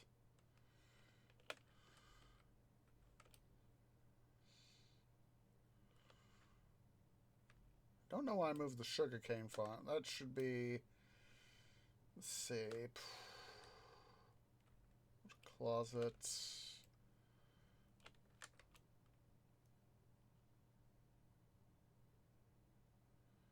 Don't know why I would want the sugarcane farm right over there. Well, I did that when I've been planning it to be over there, so let's see, caps lock on.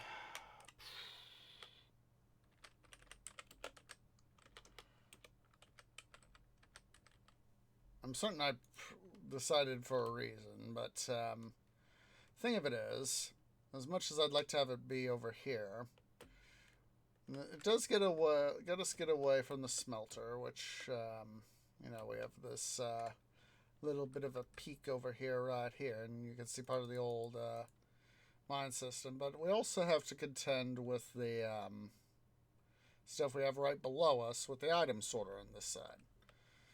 So that is why, part of the reason why, I want to have the sugarcane farm over here. It's a twofold reason. One, a lot less got to worry about digging out. So that's probably what we'll do. Let me redo this to sugarcane farm.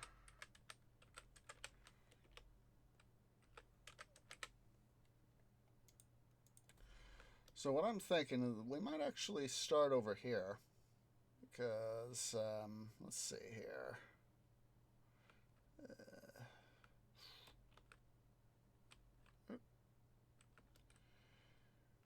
We'll have some access right over there with the item sorter over there. You know, we can easily, you know, come, you know, go through the access. You can barely see it right over there. You can, you know, just turn around. We already got some supplies down there anywho. So what we would probably do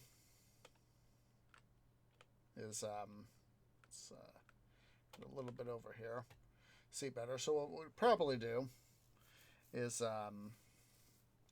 come out this far to where you see it's at the back end of these two.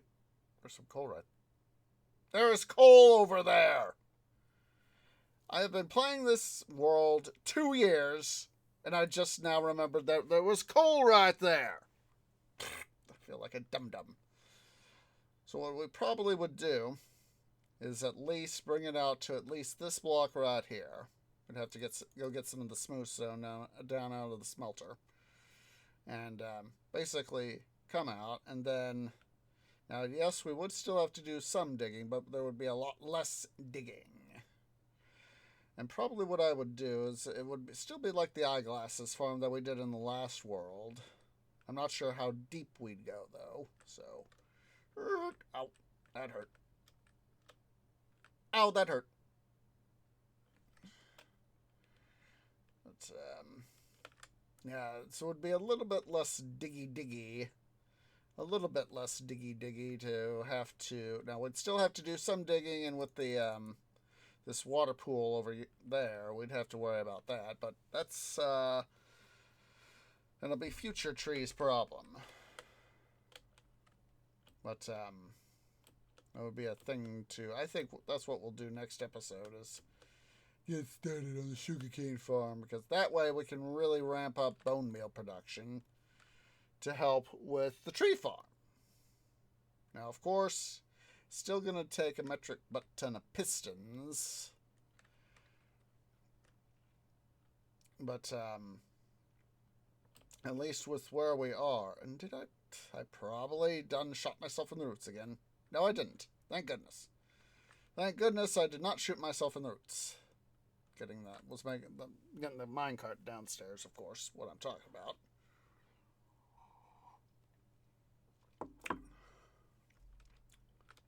We literally have, right here, we can have, we can at least get started making up some pistons. So that is in a way a good thing. So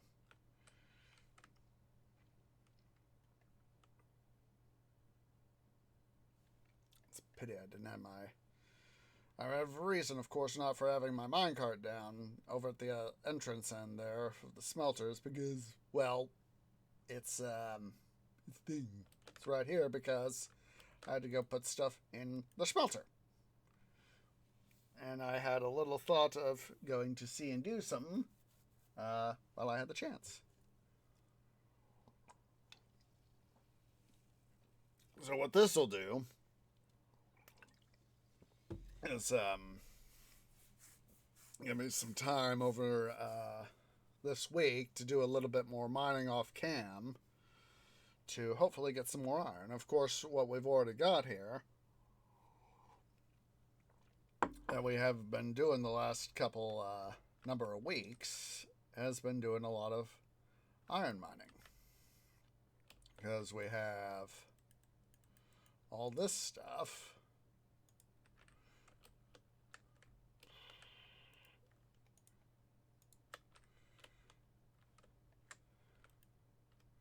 Aside from that, we have, let's see how many blocks of iron we got. We have just over, a full inventory worth of raw iron.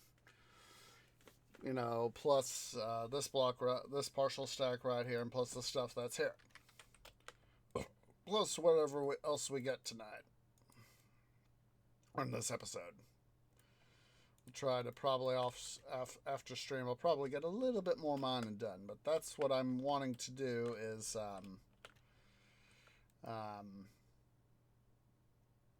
let's see here. Let's get our inventories checked here.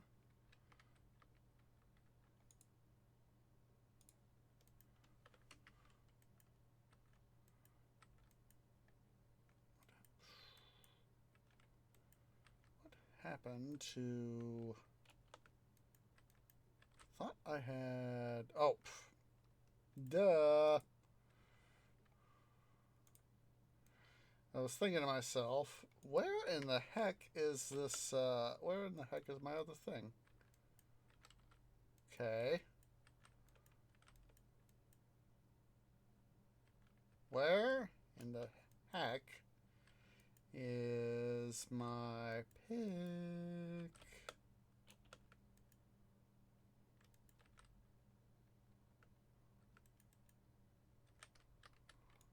Where in the name of... Oh, I left it over. That is why I'm not finding my pick. I left it over in the smelter area.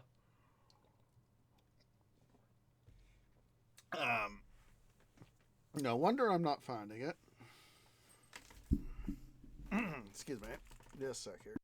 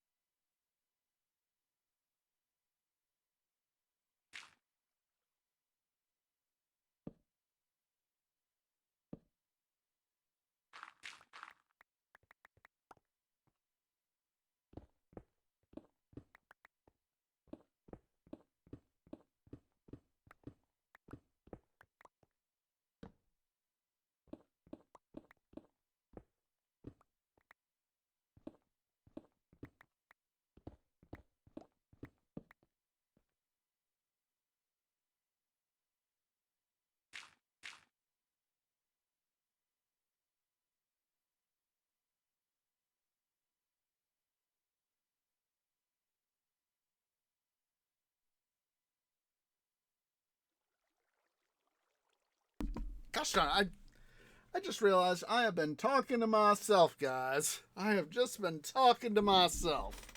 I thought I had my mic on. So anyway, I've been talking about in Marvel Cinematic Universe Infinity War. And let's see here.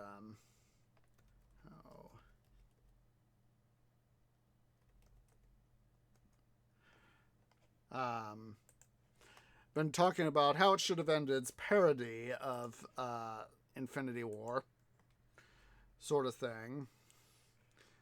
On how Thanos, Thanos and Thor have their little fight there at the end of Infinity War, and Thor, puts Stormbreaker in Thanos' chest, and Thanos says, "You should have aimed for the head." Whereas in Infinity War, Thor cuts his Infinity War. He cuts off his arm, and how in MCU, Thor fails, Thanos snaps, half the universe gets dusted. Whereas in the Hizzy parody, Thor wins, snaps, and then Thor snaps and makes all the bad guys, Palpatine, Khan, Voldemort, Joker, etc., makes them all dust. And how in the Hizzy parody, when, of course, in Infinity War, Nick Fury summons Captain Marvel, and whereas in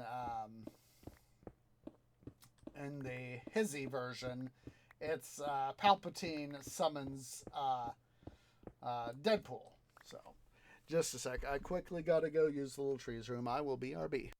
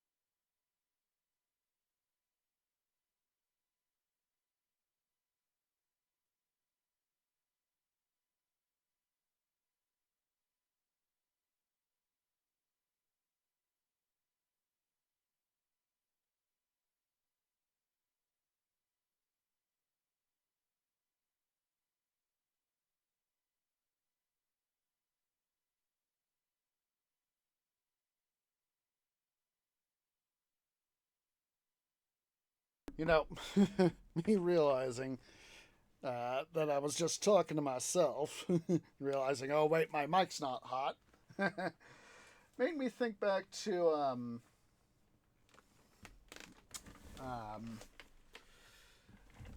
Achievement Hunter's second Galacticraft season. It was about, I don't remember what episode it was specifically off the top of my canopy, but there was it was about episode, I think it was about episode 18 of that season, where because of where things were, Trevor Collins was trolling Gavin Free, and so some of the other guys were trolling him as well, but Trevor was the main agent of trolling. And basically, whoa, hello. basically what I was hoping I'd be able to catch that guy, but oh well. Anywho,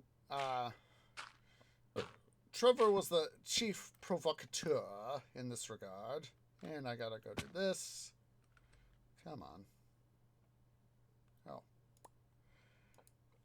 I need torches. Well, I guess it's a good thing I need to do this. So, boom, boom, boom.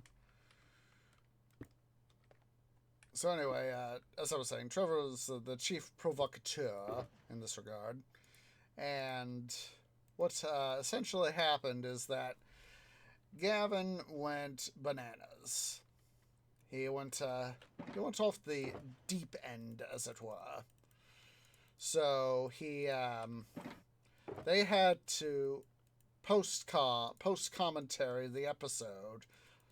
They couldn't just really, edit stuff. The editing team at Achievement Hunter couldn't really put together a good edit and not have them do something to, reclaim some of the content. So, Jeremy, Jeff, Michael, and Trevor, the four of them had to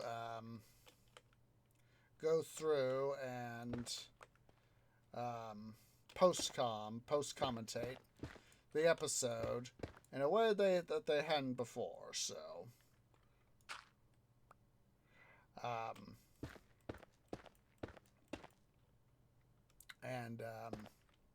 they basically, because Trevor was trolling Gavin so bad that he was just, causing bleepity bleepity bleep bleep bleeps on the episode. Then they couldn't, they had to literally reconstruct things. They had to, have that with the post-com. And, so it was, just turned out to be a bloody disaster in that regard. And so, basically, let's see, 8. So, well, we need to go a little bit farther before we can do the 8. So, yeah, like I said, it's about episode 18. I don't remember the specific episode. All I remember is, the part where Trevor was trolling Gavin, and 2, 3, 4, 5, 6, 7, 8. So yeah, they had to go post-commentate. I myself I've never really been a fan of having to edit videos. I understand that there are times when it needs to be done. Don't get me wrong. That's part of why when I built my the current rig, the V71 system, I made sure to get myself... I got myself an 8 terabyte drive to record live streams. That way I would have a place to literally dump files. Because I've had on my YouTube channel, I've had, notifications where it's like, this audio needs to be... it's a warning, it's like you're potentially copyrightable material. And of course, part of me is going, donkey dong, how is game sound effects acoustic material to take away?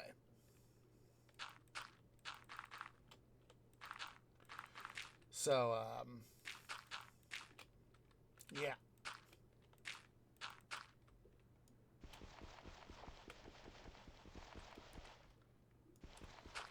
And what I really need to do is at some point go get myself another drive.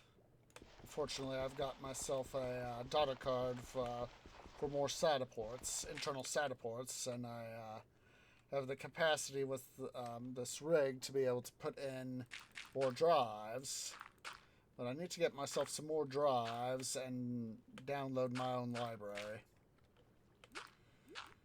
So as that I can have stuff. Let's get this coal, shall we?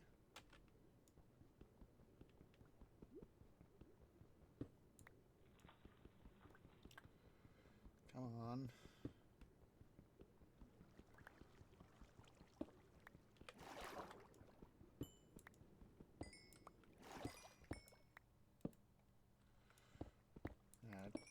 Iron! Hello, come to daddy. Yeah, that's something I need to do. Get more of my own files.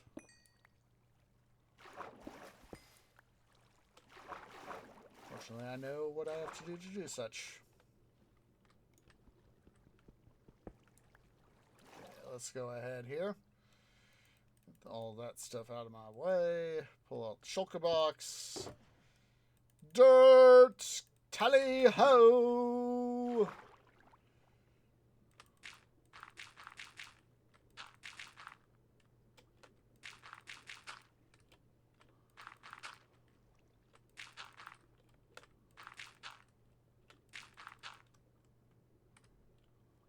I saw this, what's it right there? And I thought that was dirt. Granite. I almost said sandstone. I was like, wait, that's not sandstone, tree. How can that be sandstone?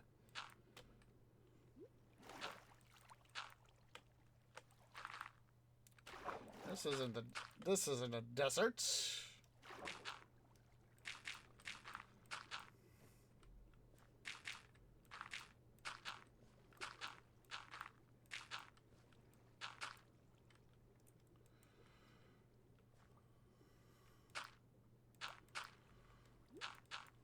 Oops.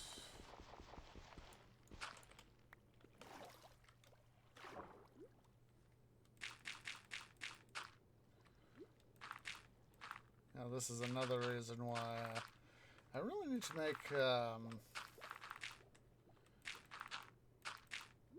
just, you know, get myself a super high capacity drive and just download a whole bunch of old stuff and for future reference sort of thing.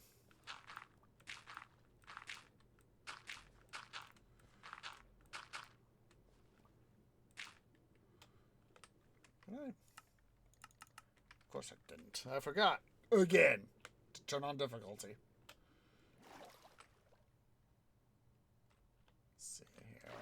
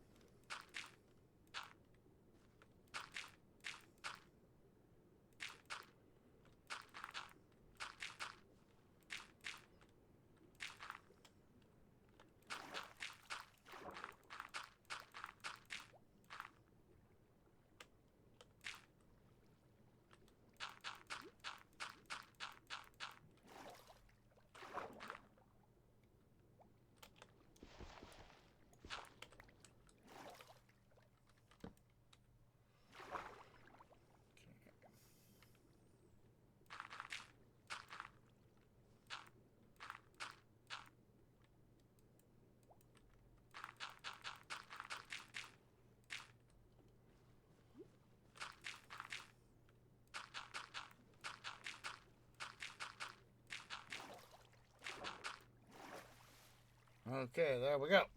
Finally.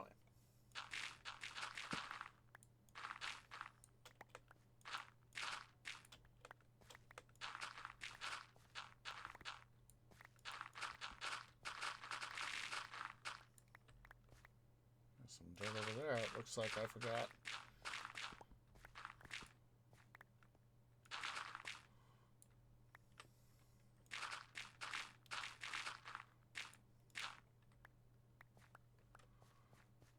Yep.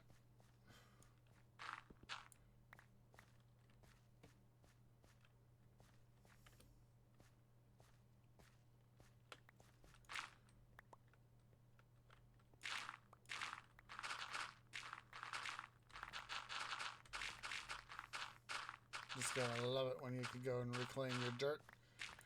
Reduce, reuse, recycle.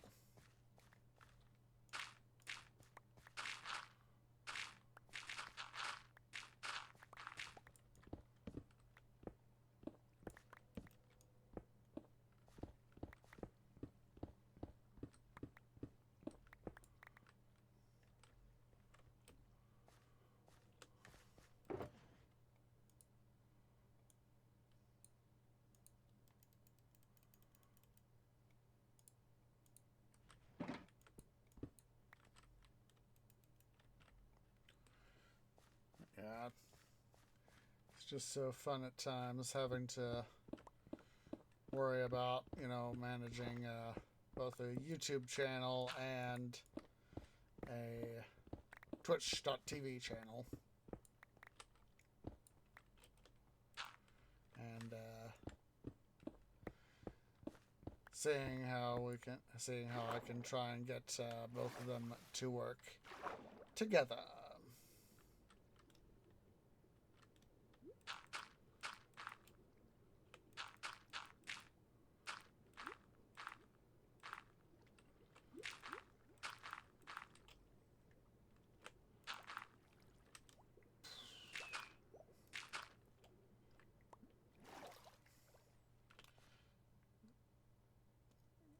Flowers up there. I'm just taking a quick peek here. Quick look-see around.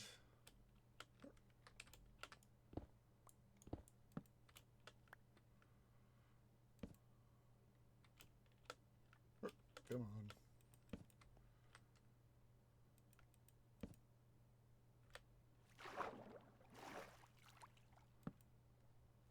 Some coal there.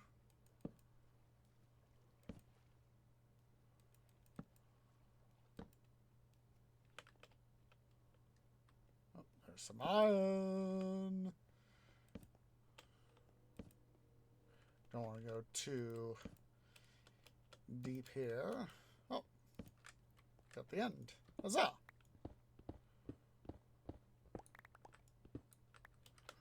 Would have honestly loved to have had just a smidge more on than the bit we found over here, but I will take what I can get.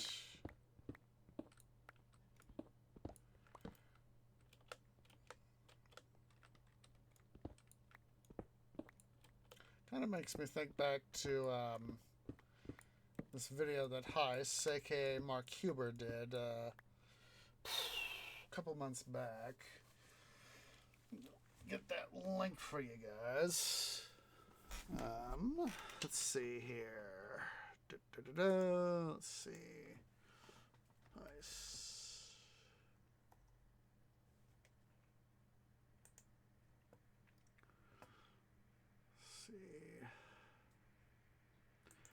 Videos. Let's see.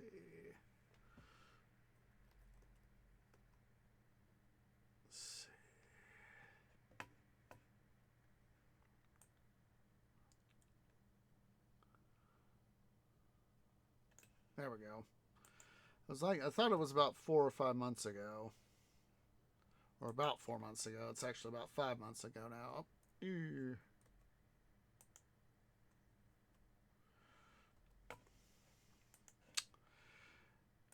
Here is the link to that.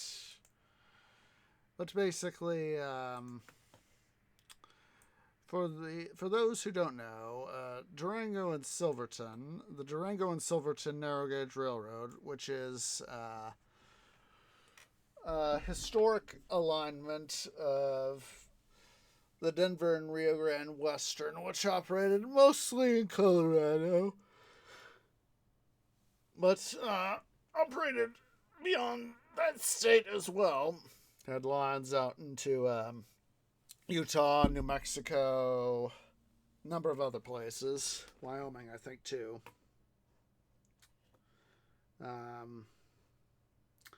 Basically, you know, for a lot of people here in the States, at least, when they think of steam trains, they tend to think of coal-fired steam locomotives.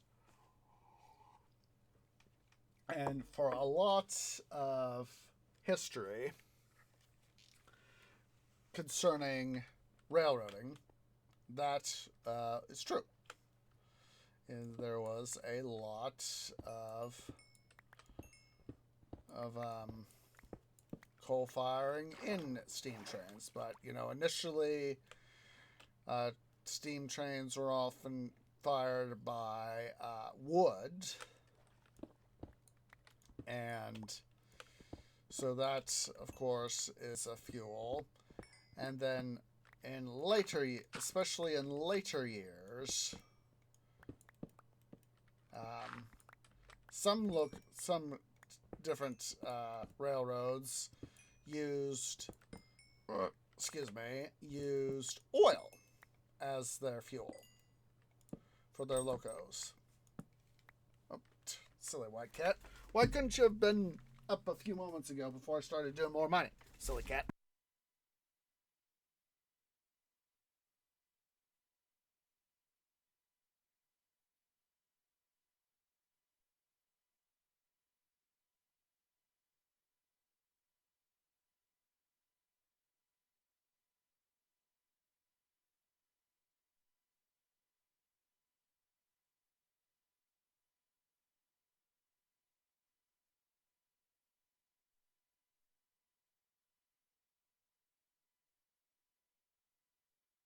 Sorry about that, guys. So anyway, as I was saying, a number of railroads, especially where oil was reasonably accessible, um, um, railroads would use oil to fire their steamers. And basically, by having, you would typically railroads would use the fuel that was most economically available / advantageous. There are a number of pros and cons with burning oil versus burning coal. And one of the biggest pros overall of using creep.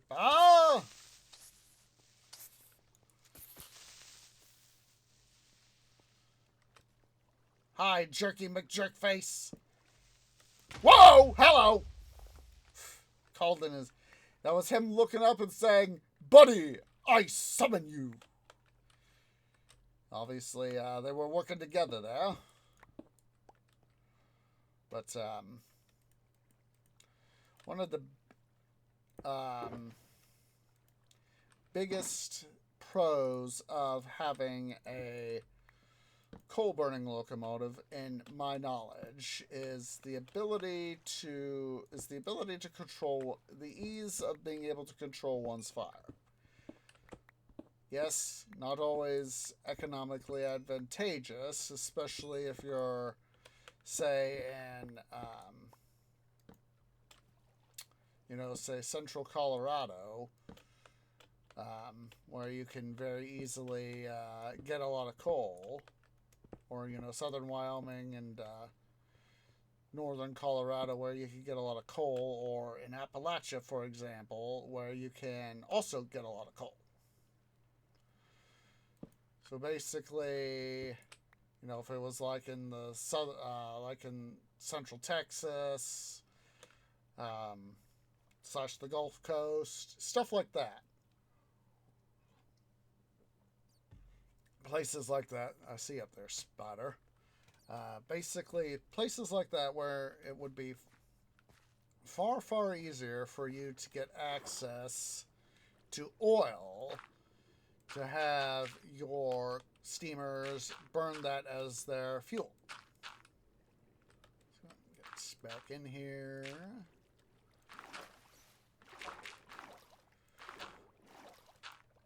And of course, I've talked about the big boy, 4014. It and UP844, they both run on oil these days, fuel oil. So basically, they don't have to, because, of course, in part because it's the economy of fuel scale in this case, they do not quite have the access to the stuff that they used to have access to in that regard, and water towers. So basically, in order for, i.e. Union Pacific, to run their steam program, they have to use oil, and then they have to, work with folks who would, work with local cities whenever they pass through town. They have to tap into city water to be able to re-water their engines, because of course water, when heated to 212 Fahrenheit 100 C, turns into steam. Of course they operate at much higher temperatures and pressures than that. I don't know how many bar it'd be, but I know that the big boy operates at 300 psi. Like I said, I don't know how many bar that is. Let's see. Let me look here. I'm gonna quickly search that. PSI to bar.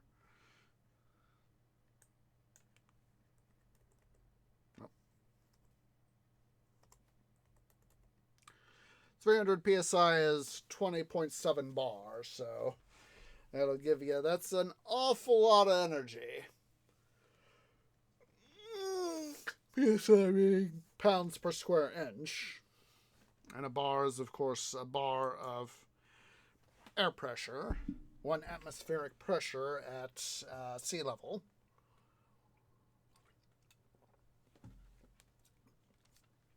So there is that. So yeah, it's a heck of a lot of pressure. That was, like for steamships, like the Titanic. The Titanic operated at 215 psi when the pressure left the boilers, and all that jazz. Big boy ran at, as I said, 300 psi. The later Challengers operated, I think it was at 280 psi. I know that they're busy with the railroading heritage of Midwestern America is restoring 3985, a Challenger, to operating condition. It's been out of service. 3985 has been out of service since 2010. And so it's got a ways to go, so.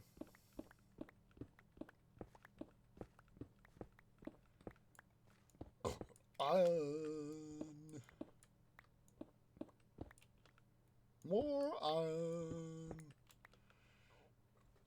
Excuse me, but it felt good. Let's go ahead here. 2, 3. 1, 2, 3. Boom.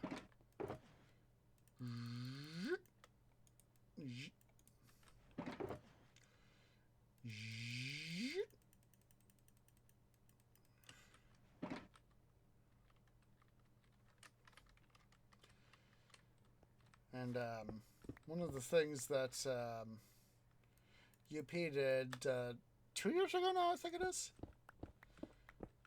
I think that's what I'm remembering is 2 years ago when they donated $39.85 and 210.2. I forget that's what UP called it. It's a TTT 210.2.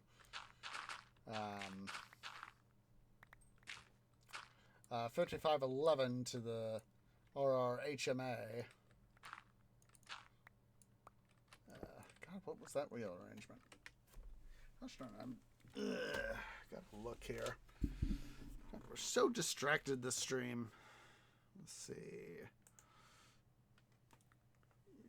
UP 5511. Santa Fe. It was a Santa Fe wheel arrangement named after the Atchison, Topeka, and Santa Fe.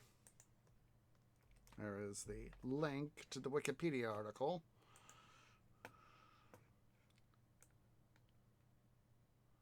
Let's see. Railroading heritage of Midwest America.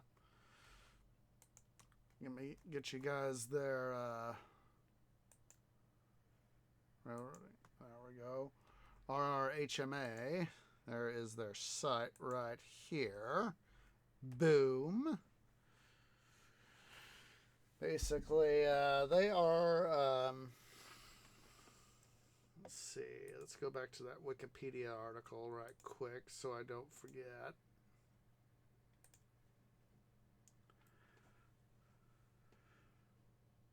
Yeah, in April 2022, and it was about this time 2 years ago, back in 2022, when they donated the locomotive.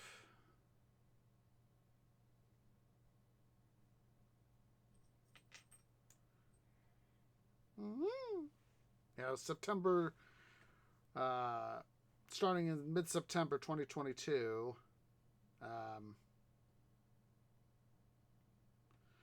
That's when they started the transit. Yeah, it was in November. It was moved to Silvis, Illinois. So, just a second. White Cat is wanting in. The little distractor himself.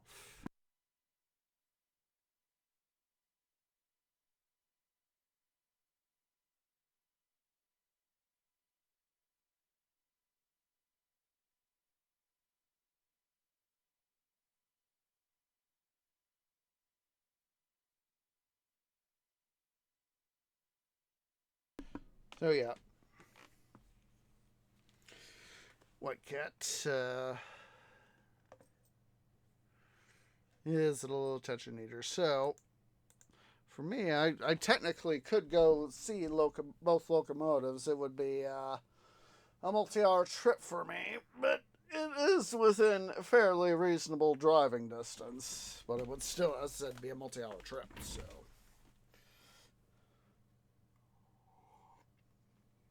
it took me like 12 hours total, something like that, to drive here from Treelandia to Denver back in June.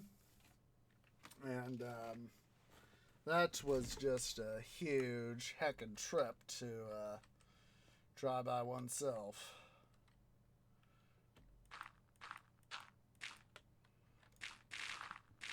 Part of me really wishes I'd been able to have a co-pilot, but unfortunately, Tree Parents and Tree Bro were all doing their own thing, and they couldn't, none of them could really quote unquote come with, because of course they had their own stuff. It'd be nice if I could get some of them to come with me for a trip that I'm wanting to do next April to back to the Colorado Railroad Museum for their Colorado Crossings event, and basically be able to get to see DNRGW 491 steamed up. I got to see RGS 20 steamed up though, or at least in the process of steaming up. I get to see Mark, aka Heiss, but did get to see Brett and some of the other of Mark's companions, partners in crime, as it were, or should I say partners in steam.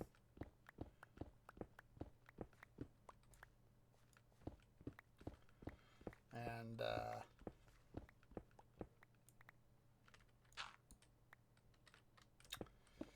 basically,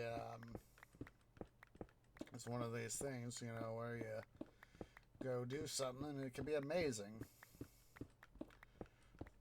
I was most of the way through the trip. I was about an hour outside of Denver, and just part of me was like, I just want to go home. I wish I had a co-pilot so I didn't have to do all this driving. Part of me just wants to go home. And I was like, and then, I really had to push myself, say, Tree, you've been planning this for months, talking about it for months. Do it. Do this trip. You're literally an hour outside of Denver. You got about an hour out from the hotel, roughly. It was about an hour 20, all said and told. When I was getting these thoughts about turning back, I was like, go and do it. Just do it. And so it was, I had to push myself to get to the hotel. And I did. And I was like, and when I got there, I was like, finally! Finally! I could not have to worry about driving. Like I said, a literal multi-hour trip.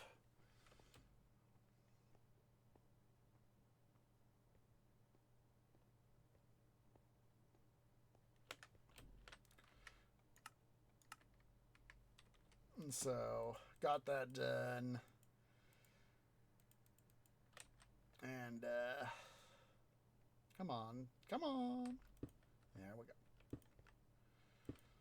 So I got settled in. Got all that stuff done. And, oops. Wrong blocks.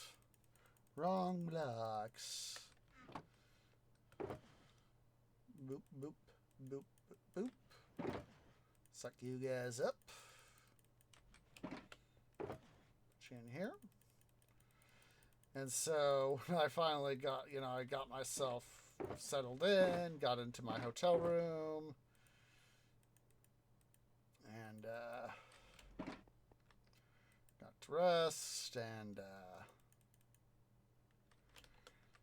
oops, that was smart.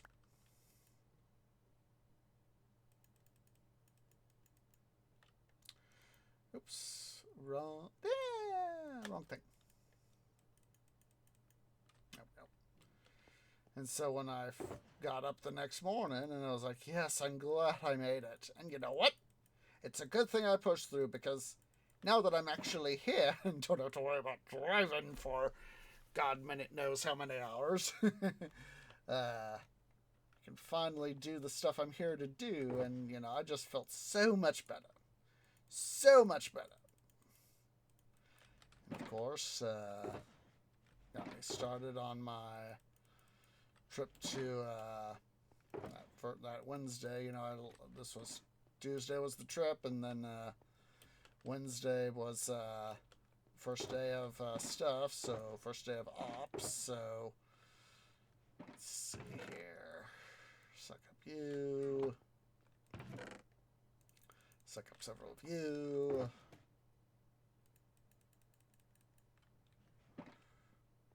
Put you back there. For the sake of sanity, we're not going to worry about taking all these clay balls back. We'll just chuck them right in here.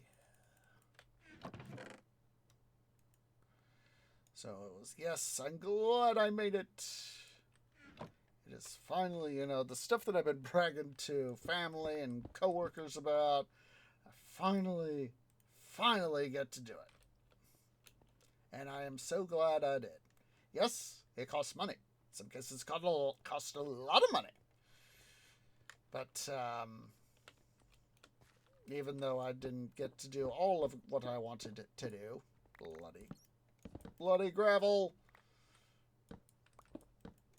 I at least got to do something, as I've said before, back in 2009 with the Tree Scouts, I got to go to Denver. It's one of these things, I was made sure I had time off from work and all that. But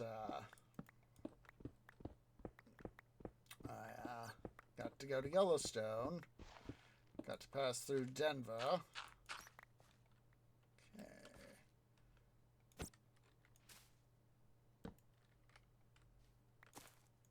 Stupid bat.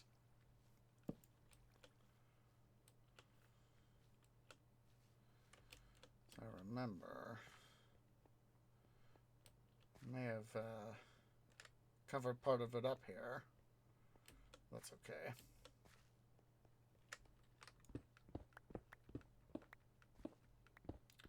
But I've never been to Denver to do my own stuff, so let's go ahead and we'll just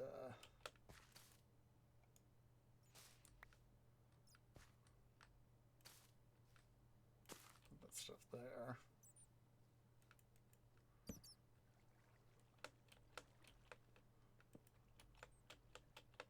Come on. Never been there to really get to explore on my own. Oh, there's an oxodal. But, I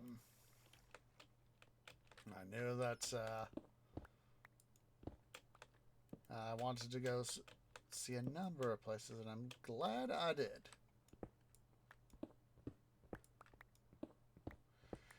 I've been having,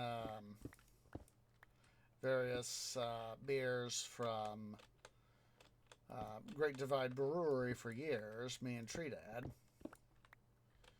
And so that is, like I said, that was one of the... Oh, hello there, Ann. I knew that was a place I wanted to go say hi to. More iron. So yeah, it was totally worth it. All I needed was that on that day that I was just feeling... On that day of travel was just... a huge oomph to get that last little push to be able to go and do what needed to be done. And I had to literally give myself that self-motivation.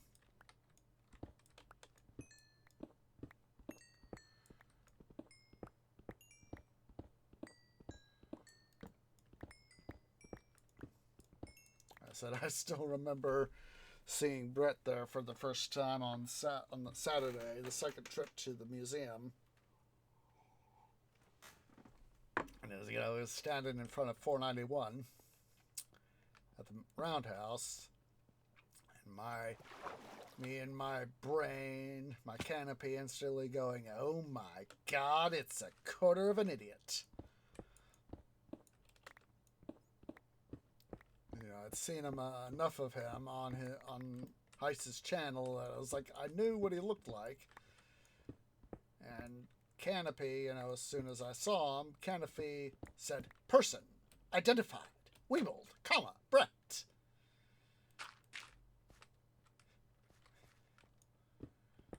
It's one of those instantaneous things where, like I've explained with David Weber when I went to SoonerCon back in 2016. When I saw David Weber, he literally stepped into existence. When he entered forgot I had the gravel. So 1, 2, 3, 4, 5, 6, 7, 8, 9, 10, 11, 12. Yeah, 14. Oh. Give me 2 more spots quite easily here. But yeah, he was just standing there in between panels, and whatever drew my attention, some noise drew my attention toward the entry door, and I looked, and there stepped in David Weber, and it was like a little, I'd seen his picture, I knew what he looked like, I knew what he sounded like, and he literally stepped in, he literally stepped into existence. And Brett, of course, didn't have quite that same thing because, my back was turned when he appeared. And so when I turned, it was the turn of existence. Where he, big turned and he was there. And it was like, oh my God, it's quarter of an idiot!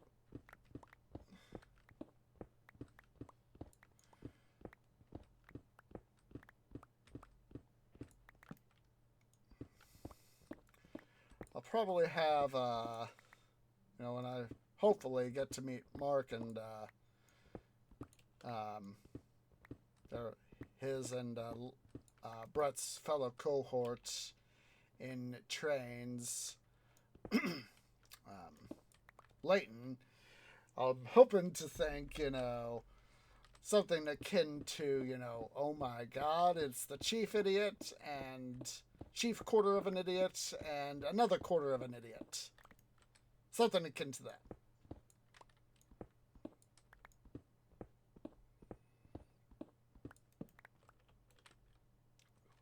$54, nice.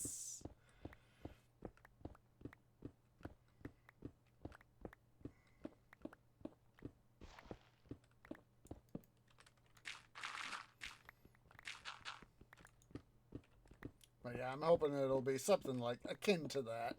You know, saying, you know, oh my god, it's the chief quarter of an idiot.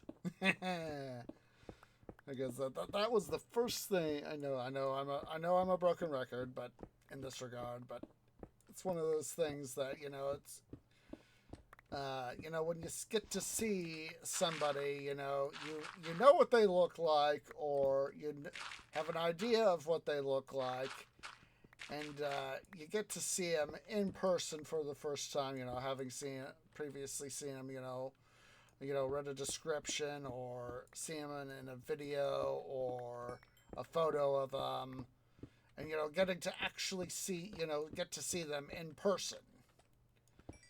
That is always a big thing, you know, for a fan, to get that, you know, to tear down that barrier of, okay, this is what so-and-so is described to look like or does look like. Here they are in real life. Here they are in real life.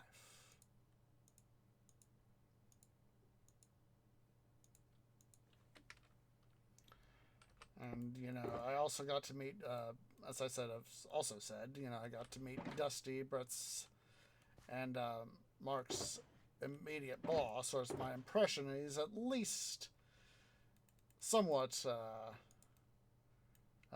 their boss. And as far as, I think it's like the roundhouse foreman, as I recall.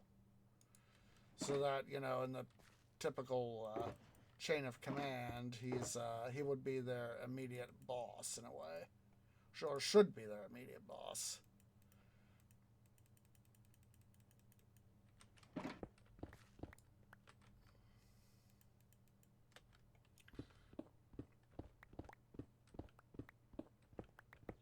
And so I still remember seeing Dusty, and I was like, hey Dusty, I'm one of Mark's fans. And, you know, he had this look on his face that it kind of put me off just a little bit at the time, but now I look back on it and it's kind of funny. He had this look on his face of, yep, here's another one. But I mean, think about it. It's job security. I mean, Mark's literally bringing people into helping bring in people to the museum. You know, it's job security. You know, if it's, you know, if somebody says hi to you and is like, hey, I'm one of so-and-so's fans, I'd probably have a little bit of a, yep, here's another one I'd look myself, but, you know, it would be a case of knowing it's job security. And also getting to see Goose as well, another one of Mark's collaborators at the museum. When I saw him driving the train the daily train after I'd seen Brett, you know, I was like, oh, holy heck, it's Goose. Gotta say hi before I leave. And that's what happened.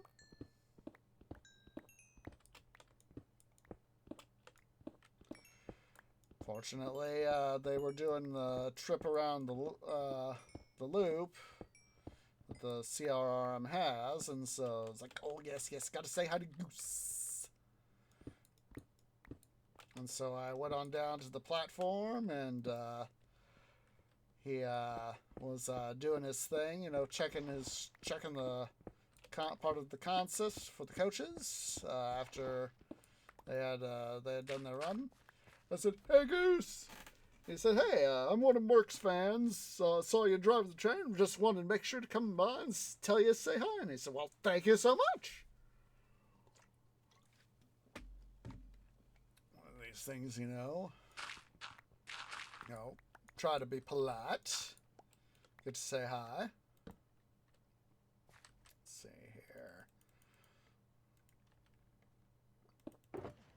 ourselves another stack of torches. Boom. Let's quickly mine along so we can get that irons.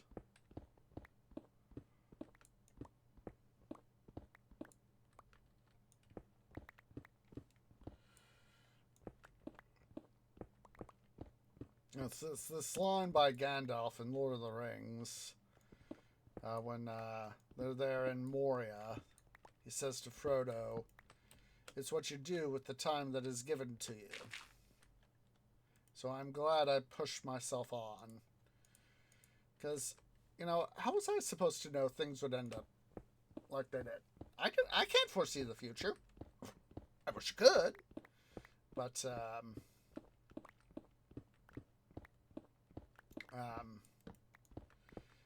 it would be, you know, that would allow, if I could forecast the future, if I was gifted with that sort of ability, you know, I would, you know, or at least have a general idea of how the future would unfold. You know, obviously, that's, you know, determination of free will and all that debate. We're not going to get into that. But, or at least having general idea of how future would unfold, that would allow me to, you know, better plan for better execution.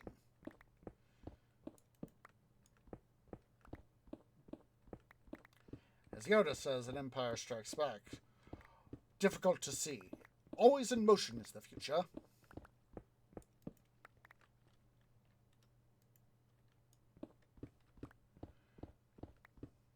That's why I planned, when I was planning the trip, I was like, how do I want to do this sort of thing, you know? You know, I figured that one day would not be enough for the CRRM.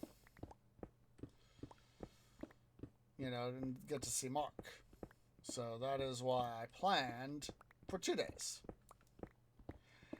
And coming this coming May, for my next vacation, from at least the May vacation, we'll call it the May vacation. I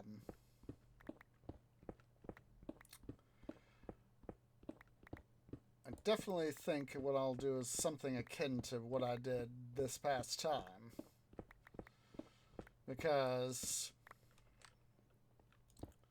I don't know as of yet the dates for next year's Colorado Crossings event, but yes, the inevitable BUTT.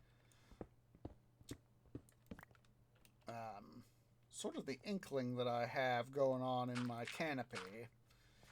If it's Colorado Crossings is generally mid-May. From what I know. And so, sort of what I have floating around in my canopy is, and this is of course based off the experience I had back in June, is, oops, hello, don't do that, tree, don't be a dum-dum, oop, is, let's see, flip-flop, boop, boop, 2, 8, 3, 4, 5, 6, 7, 8, is, this time I do want to make sure I get down to the Durango and Silverton. Narrow gauge railroad, which I've mentioned before.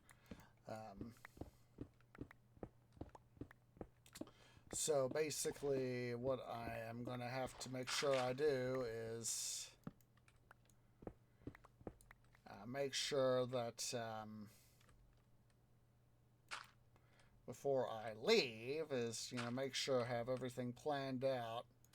And in this case, I'm going to have to make sure that I am planned in a little bit more detail for execution of the trip. Let's see here. 1, 2, 3. That way I can make sure that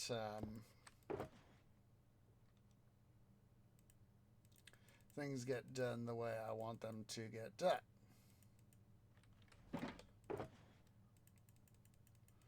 So the biggest plan I'm going to have to do is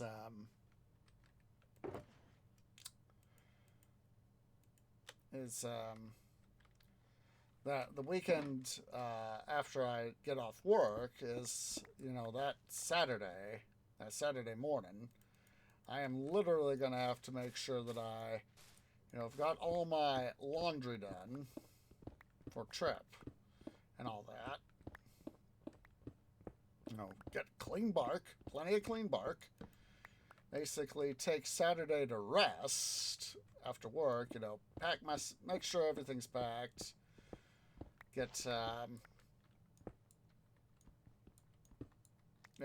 stuff to the transportation mobile, or however I plan. I'm planning on making it another road trip like I did this year. And basically, it's take Saturday off, saying, you know, I'll have some sort of post to say, okay, guys, I'm on my second trip to Denver in just barely under a year. 3. Oh, hello. Any more? Any more? Any more? No more luckies. Jerky jerks rendering. Why did I?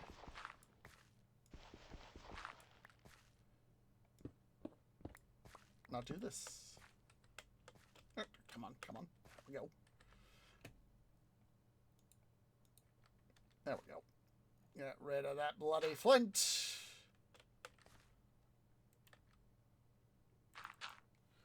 But basically say, okay, guys, no CBS, no city building Saturdays. I got to make sure that I get plenty of sleep so I can do my trip. Because it's like 12-something hours to get from Treelandia to Denver to my hotel in Golden. It's going to be like 14 or 15 hours, something like that, to get to Durango, Colorado. Because basically it's going to take a little bit longer to get there. Oh. Note you. 1, 2, 3, 4, 5, 6. So yeah, it's going to take longer to get there. Partly because I'll be hopping off have to hop off the interstate before I reach Denver. I don't remember where it is off the top of my canopy. It'll be somewhere in or near Colorado that I'm going to have to, you know, do the split to head further south to get to Durango and then get there. So that's why I'm going to have to, you know, make sure I get plenty of sleep. You know, I'll have to, you know, wake up, get to bed whenever it is I get to bed. When I get home, you know, after I get home and all that,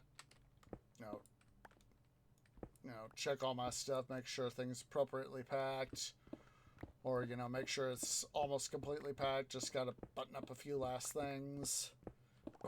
Excuse me. And go get some sleep. Probably wake up late evening Saturday. Get some more stuff done. Check stuff. Yada, yada, yada. And go back to sleep.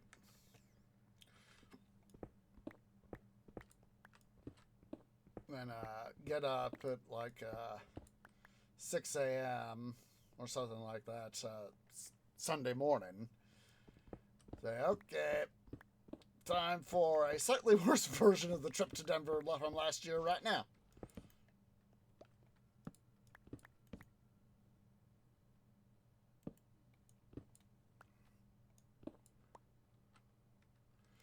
And then start on that little adventure.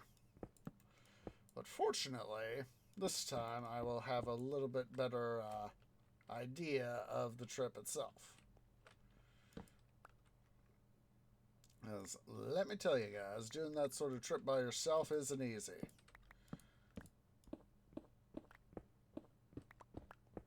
But having done it by myself, it'll hopefully be a lot more easy for me to motivate myself.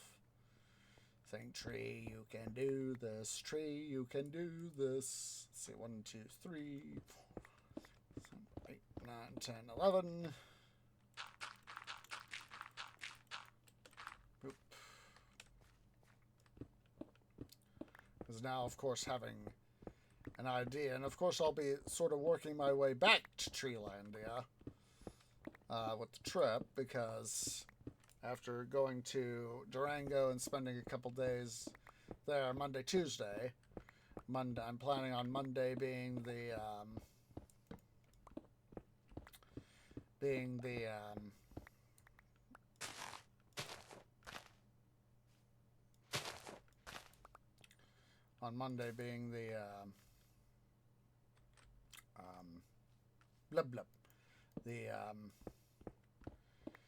riding the Durango and Silverton Narrow Gauge Railroad, and then Tuesday putting around Durango, because as part of my doing my research for the trip this year, I ultimately decided, in part because I wouldn't have enough money, I decided to nix the Durango part of the trip.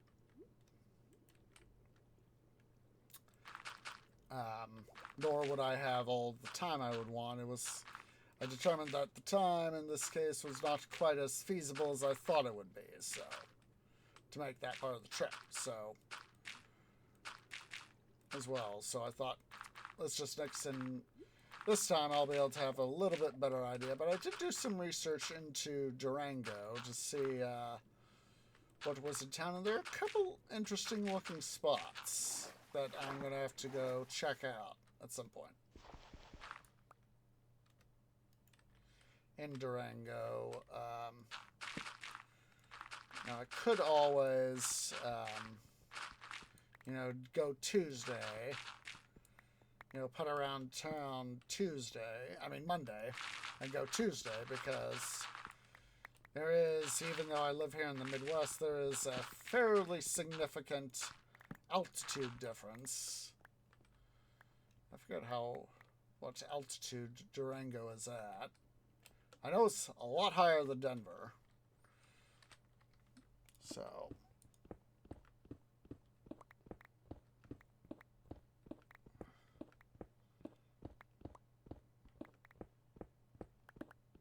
I think we'll here in a short little bit take a little break.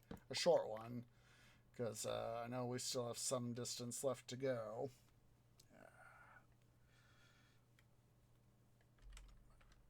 Twigs are falling asleep. And we're getting close. We'll go just a smidge farther here. Let's get to that torch up there, or at least a lot closer to that torch up there, so we can take a short break. I do need to go use the little trees room. Iron.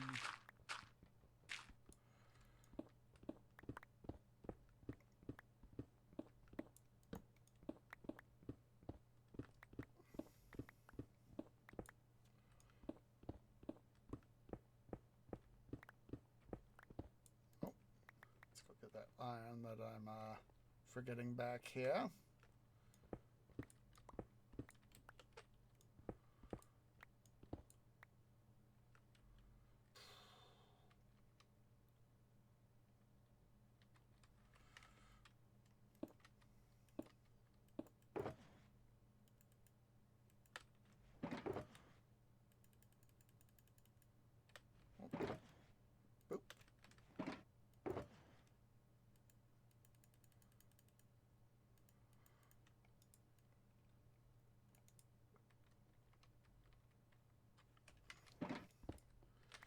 But yeah, it's all depends on what I ultimately decide I want to do.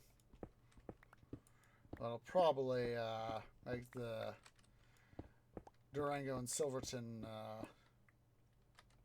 trip first on the narrow gauge. And, oh, more iron up there.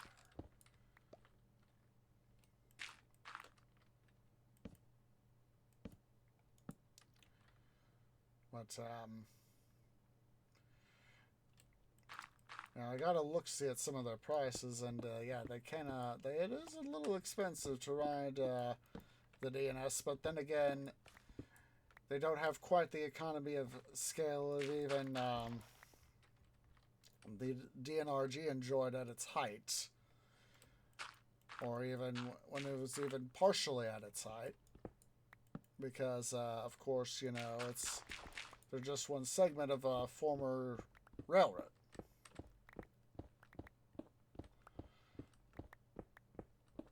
So, you know, they're gonna have to, you know, when you have your economies of scale. There we go. Good spot. We'll go ahead and take a break here in a sec. Yeah, but yeah, when you have your economies of scale, you can lower the overall cost of something to make it more affordable. But yeah, guys, let's go ahead and we're going to take a short break here, so as that at least I can quickly go use the little trees room. So yeah, go on, stand up, stretch, get something to eat, get something to drink, use the restroom, and I'll see you all here in a few minutes.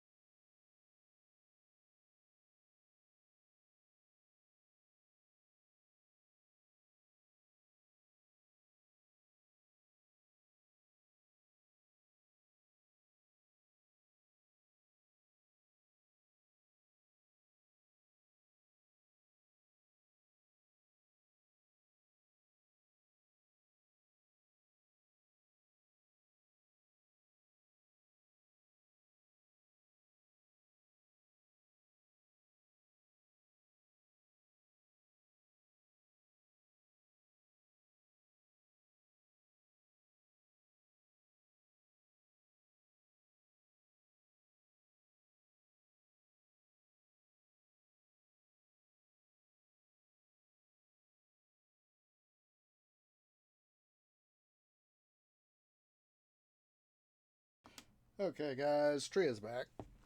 So I've quickly gone and looked up both Durango and Silverton, Colorado.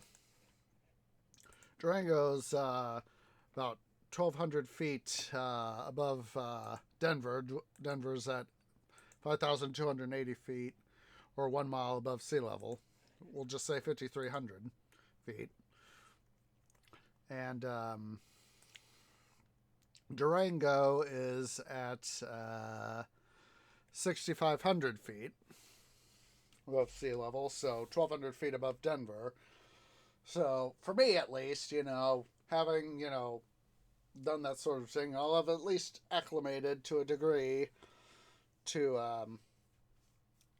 overnight having acclimated to a degree to the altitude, because there's, of course, altitude sickness. But it's the thing from Durango to Silverton that is the big thing is Silverton's 2,800 feet above that at 9,300 feet. So, obviously, that's going to be the big hurdle, but having at least mostly probably when I make the trip, of course, mostly having acclimated to Durango's altitude, it shouldn't, an additional 2,800 feet wouldn't be too much of a deal. It was with my trip to Yellowstone many, many moons ago that,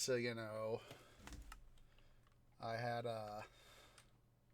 some degree of worry about altitude sickness, but I wasn't too worried because I knew that it wouldn't be, a big rush all at once like I did have with my Pennsylvania trip back in 2018. Basically, that was taking an airplane and all that, basically, going up to 30,000 feet, about 10 kilometers or whatever it'd be, 9-10 kilometers, something like that. And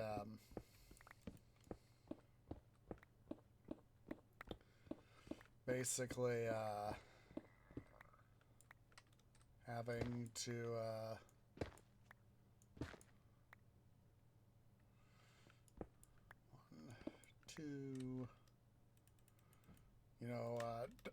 I don't think with the stuff that I had last year going to Denver. Let's see here.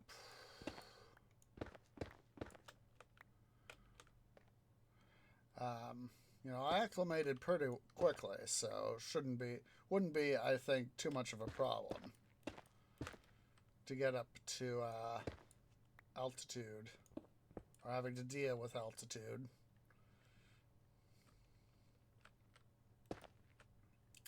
And but my running theory is that once I get up there, I'll be able to,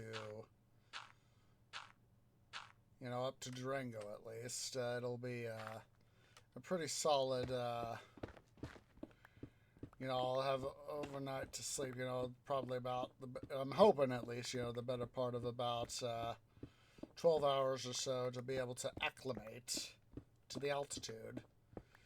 And that way, going from Durango up through the Durango and Silverton to Silverton, I won't have to worry too much about any additional altitude sickness. And if I do, it'll hopefully be minimal.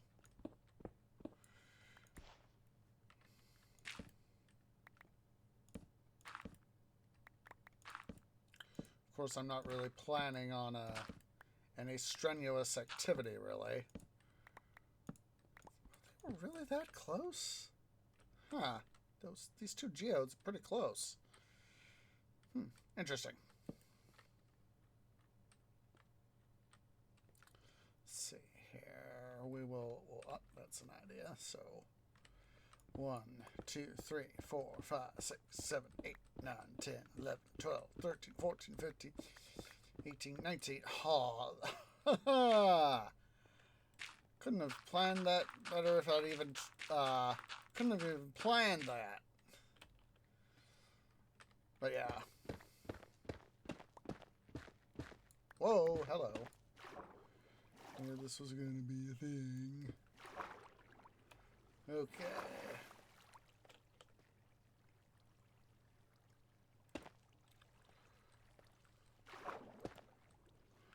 See if we can save ourselves a little bit of work right here.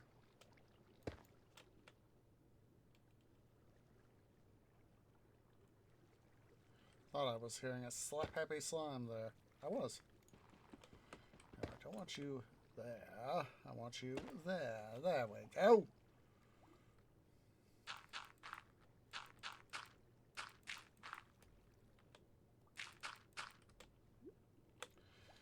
But having, you know, done this trip now, or at least to a degree having done this trip, it's my little hope slant plan to, oh, you slap happy slime.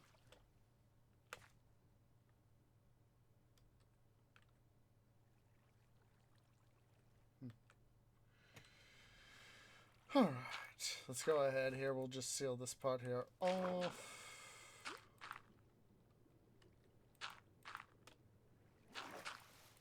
Come on, there we go. Ah, of course I blocked myself in. There we go.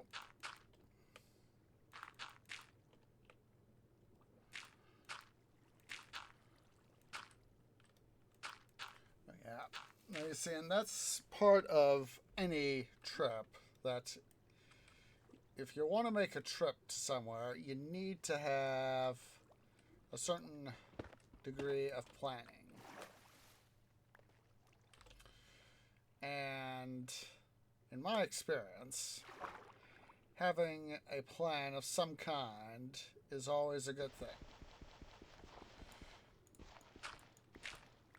So that is why for the Durango trip, I'm gonna, as much as I would want it to be a thing where I can, you know, have some time to, you know, mull around town on, say, Monday, I'd rather, and, you know, go Tuesday for the DNS.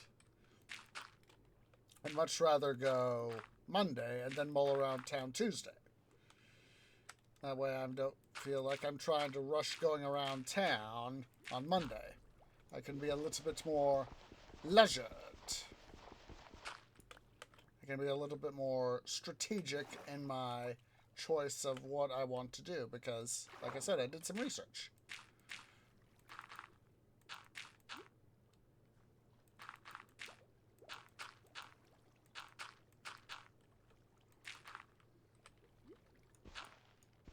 And having done that research, it's a good thing.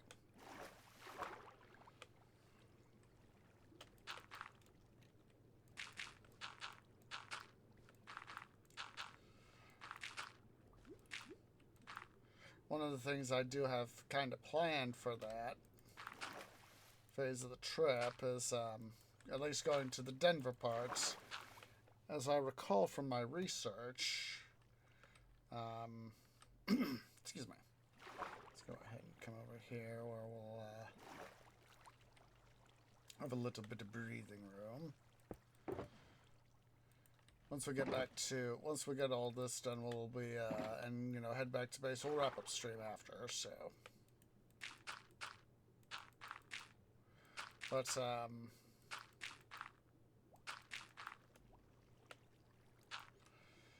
big part of the plan is, of course, just to mull around town. I'm going to have to double check what's available to see in Silverton, because I know that the way the DNS runs their stuff is basically it's like 8 hours, something like that. It's like 2.5 hours to get there, 2.5, 3 hours to get there. You get 2 hours in town, and it's 3 hours, 2.5, 3 hours back. And so sort of the basic plan is to see what's available to see in Silverton, get something to eat, and then head back to town. And then catch the train back to Durango and go from there.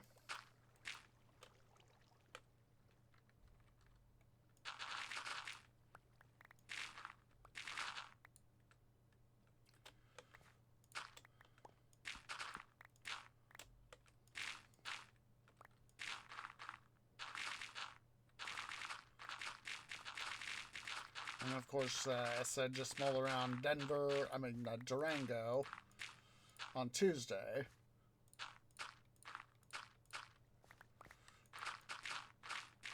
And, sort of see some of the sights there. Then on Wednesday, beat feet to Denver. Catch the train, catch the highways there to Denver.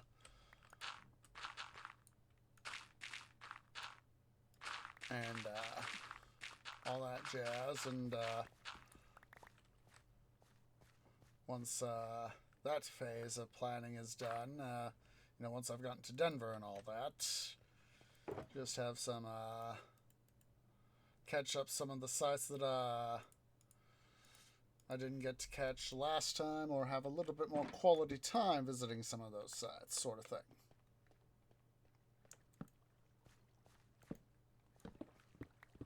And once that happens, I'll be Thursday, Friday. Friday, I'm sort of thinking would be current round of thinking is Thursday was the sort of break day where I'd let's get this guy back out.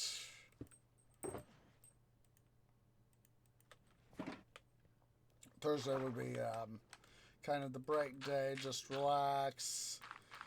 If I do decide to visit anything, make it an easy sort of day, make it a light day, with something a little bit more fun, shall we say. I mean, it's going around, getting to visit sites is, of course, fun.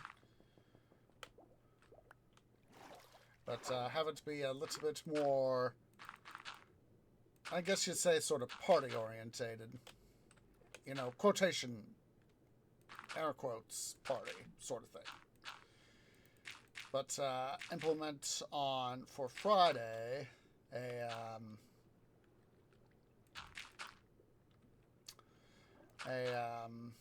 partial fun day. Also go to the CRRM like I did last year. Probably make it an afternoon event again, like I did this year. So as that kind of make sure to have sufficient time to do some stuff, do kind of like what I did on the Friday of this year is basically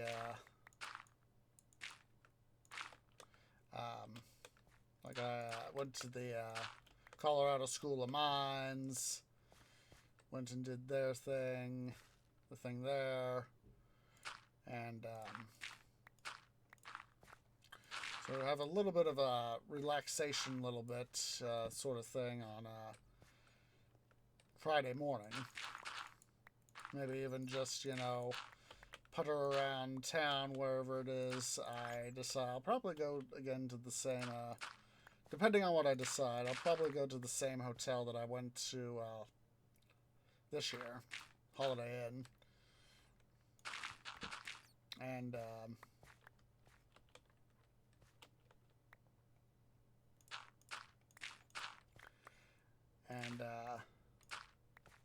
or I might go splurge a little. I don't know. I haven't made that decision yet. That's Future Tree's thing to decide. And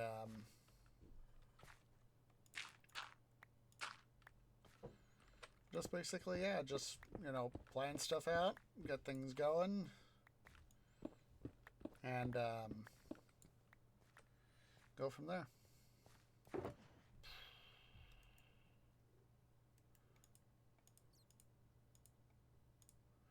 Keep some of that stuff there on me. 1, 2, 3, 4, 5.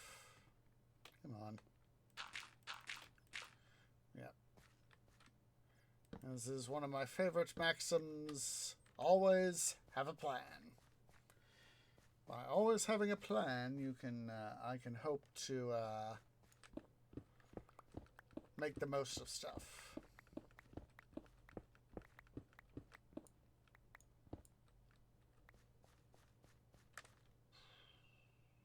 Just quickly checking my stuff here. Should be able to make it hopefully on these 6 torches.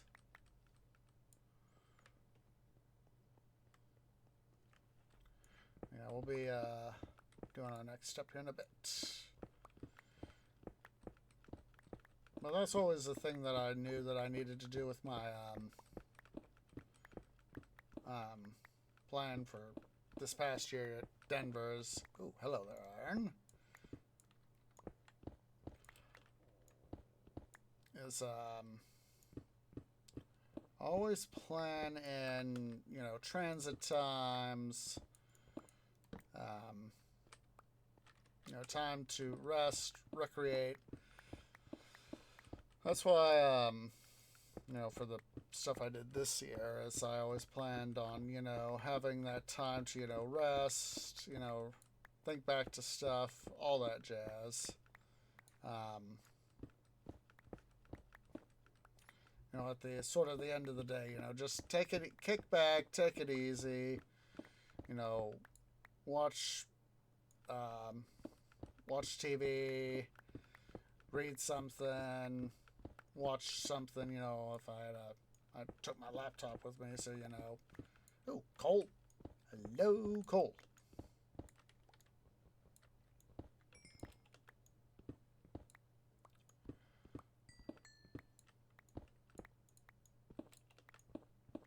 Yeah, just take the time to relax. That was part of the plan.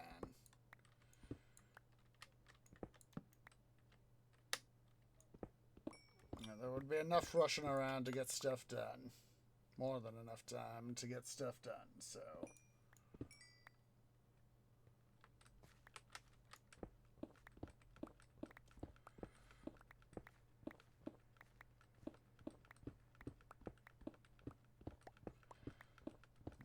Rushing around, constantly rushing around on a trip is not always a good thing. Having some time to just, you know, rest and relax. Enjoy the trip. That's why I went to the, one of the reasons why, oh, hello there, copper. Let's see here. It's one of the reasons why I went to the Georgetown Loop is, of course, is because I knew that I would have a chance to get a train ride. Oh, lapis.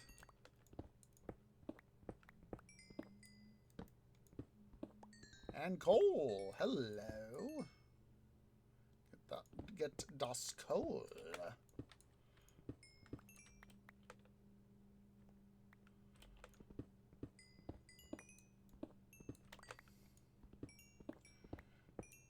What's that saying? I'm trying to remember of, it's not the destination, it's the journey.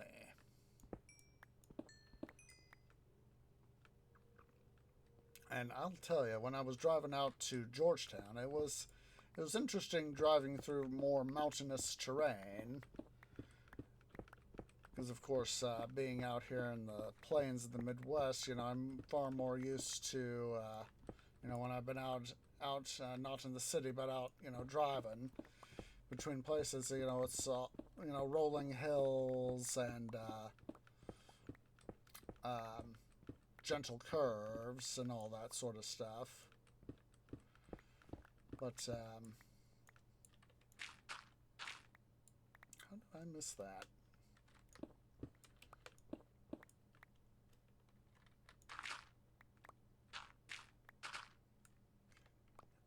Get some dirt here.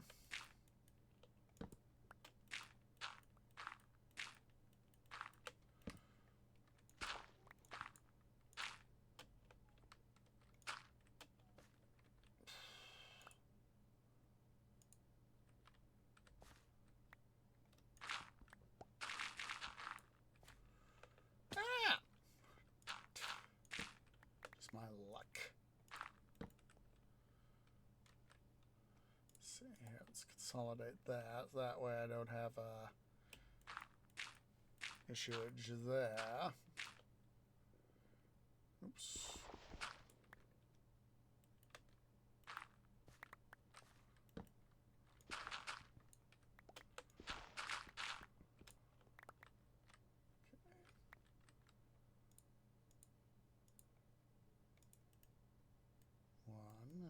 Two, three is the ones I need to fix. Get out of the way. Thank you. Boom. Torch. And where was those? Oh, there we go. There we go. I was like, I know they're here somewhere. Hello. There we go.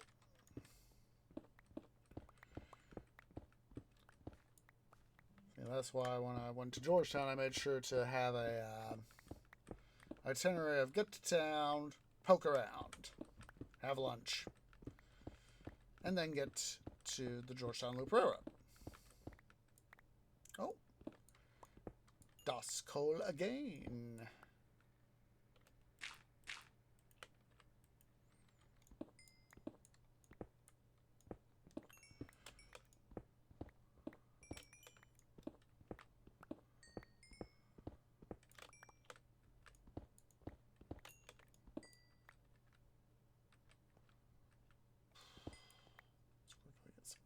Here.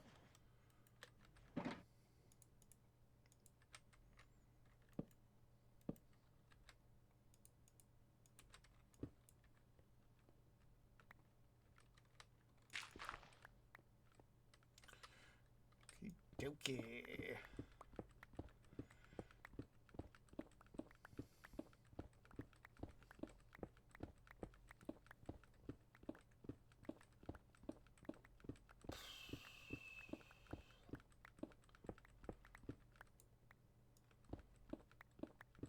I hear someone splashing around. Sounds like a skelly.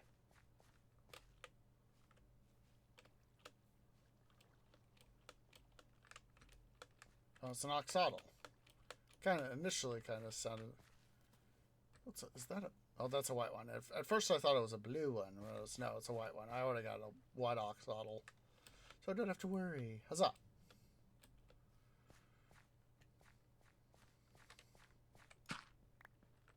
All right.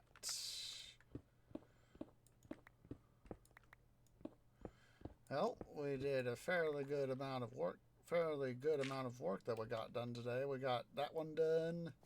Got two here done. We got started for this guy. So yeah, we're gonna go ahead here. Let's gonna come on over and wrap up stream. I'll go ahead and get stuff sorted off cam. So, do appreciate everybody who has come out. I'm not sure if we're going to be able to catch anyone to raid, so let's see if anyone is live. Alright, but if you're watching here on Twitch at twitch.tv/OsageOrange,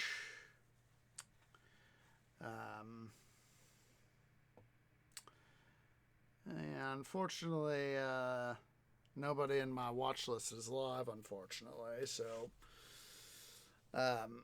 if you're watching here on Twitch at twitch.tv/OsageOrange, please remember to hit that follow button. If you're watching over on the YouTubes at youtube.com/OsageOrangeGaming, please remember to leave a like, hit that subscribe button, hit that bell icon for notifications. It really does help. Hope to catch you guys later today, Monday, for another episode of Midwestern Minecraft, where hopefully we'll get started on some project, hopefully the sugarcane farm. We'll see how that goes. Also, more Midwestern Minecraft stuff on Thursday. Saturday will be another episode of City Building Saturdays in Caesar 3 Augustus. And then next Sunday, we will be returning to, on YouTube, of course, Titan Quest The Loot Grind. So, do appreciate everybody who's come out, and I hope to catch y'all in the next episode. Ta-ta for now.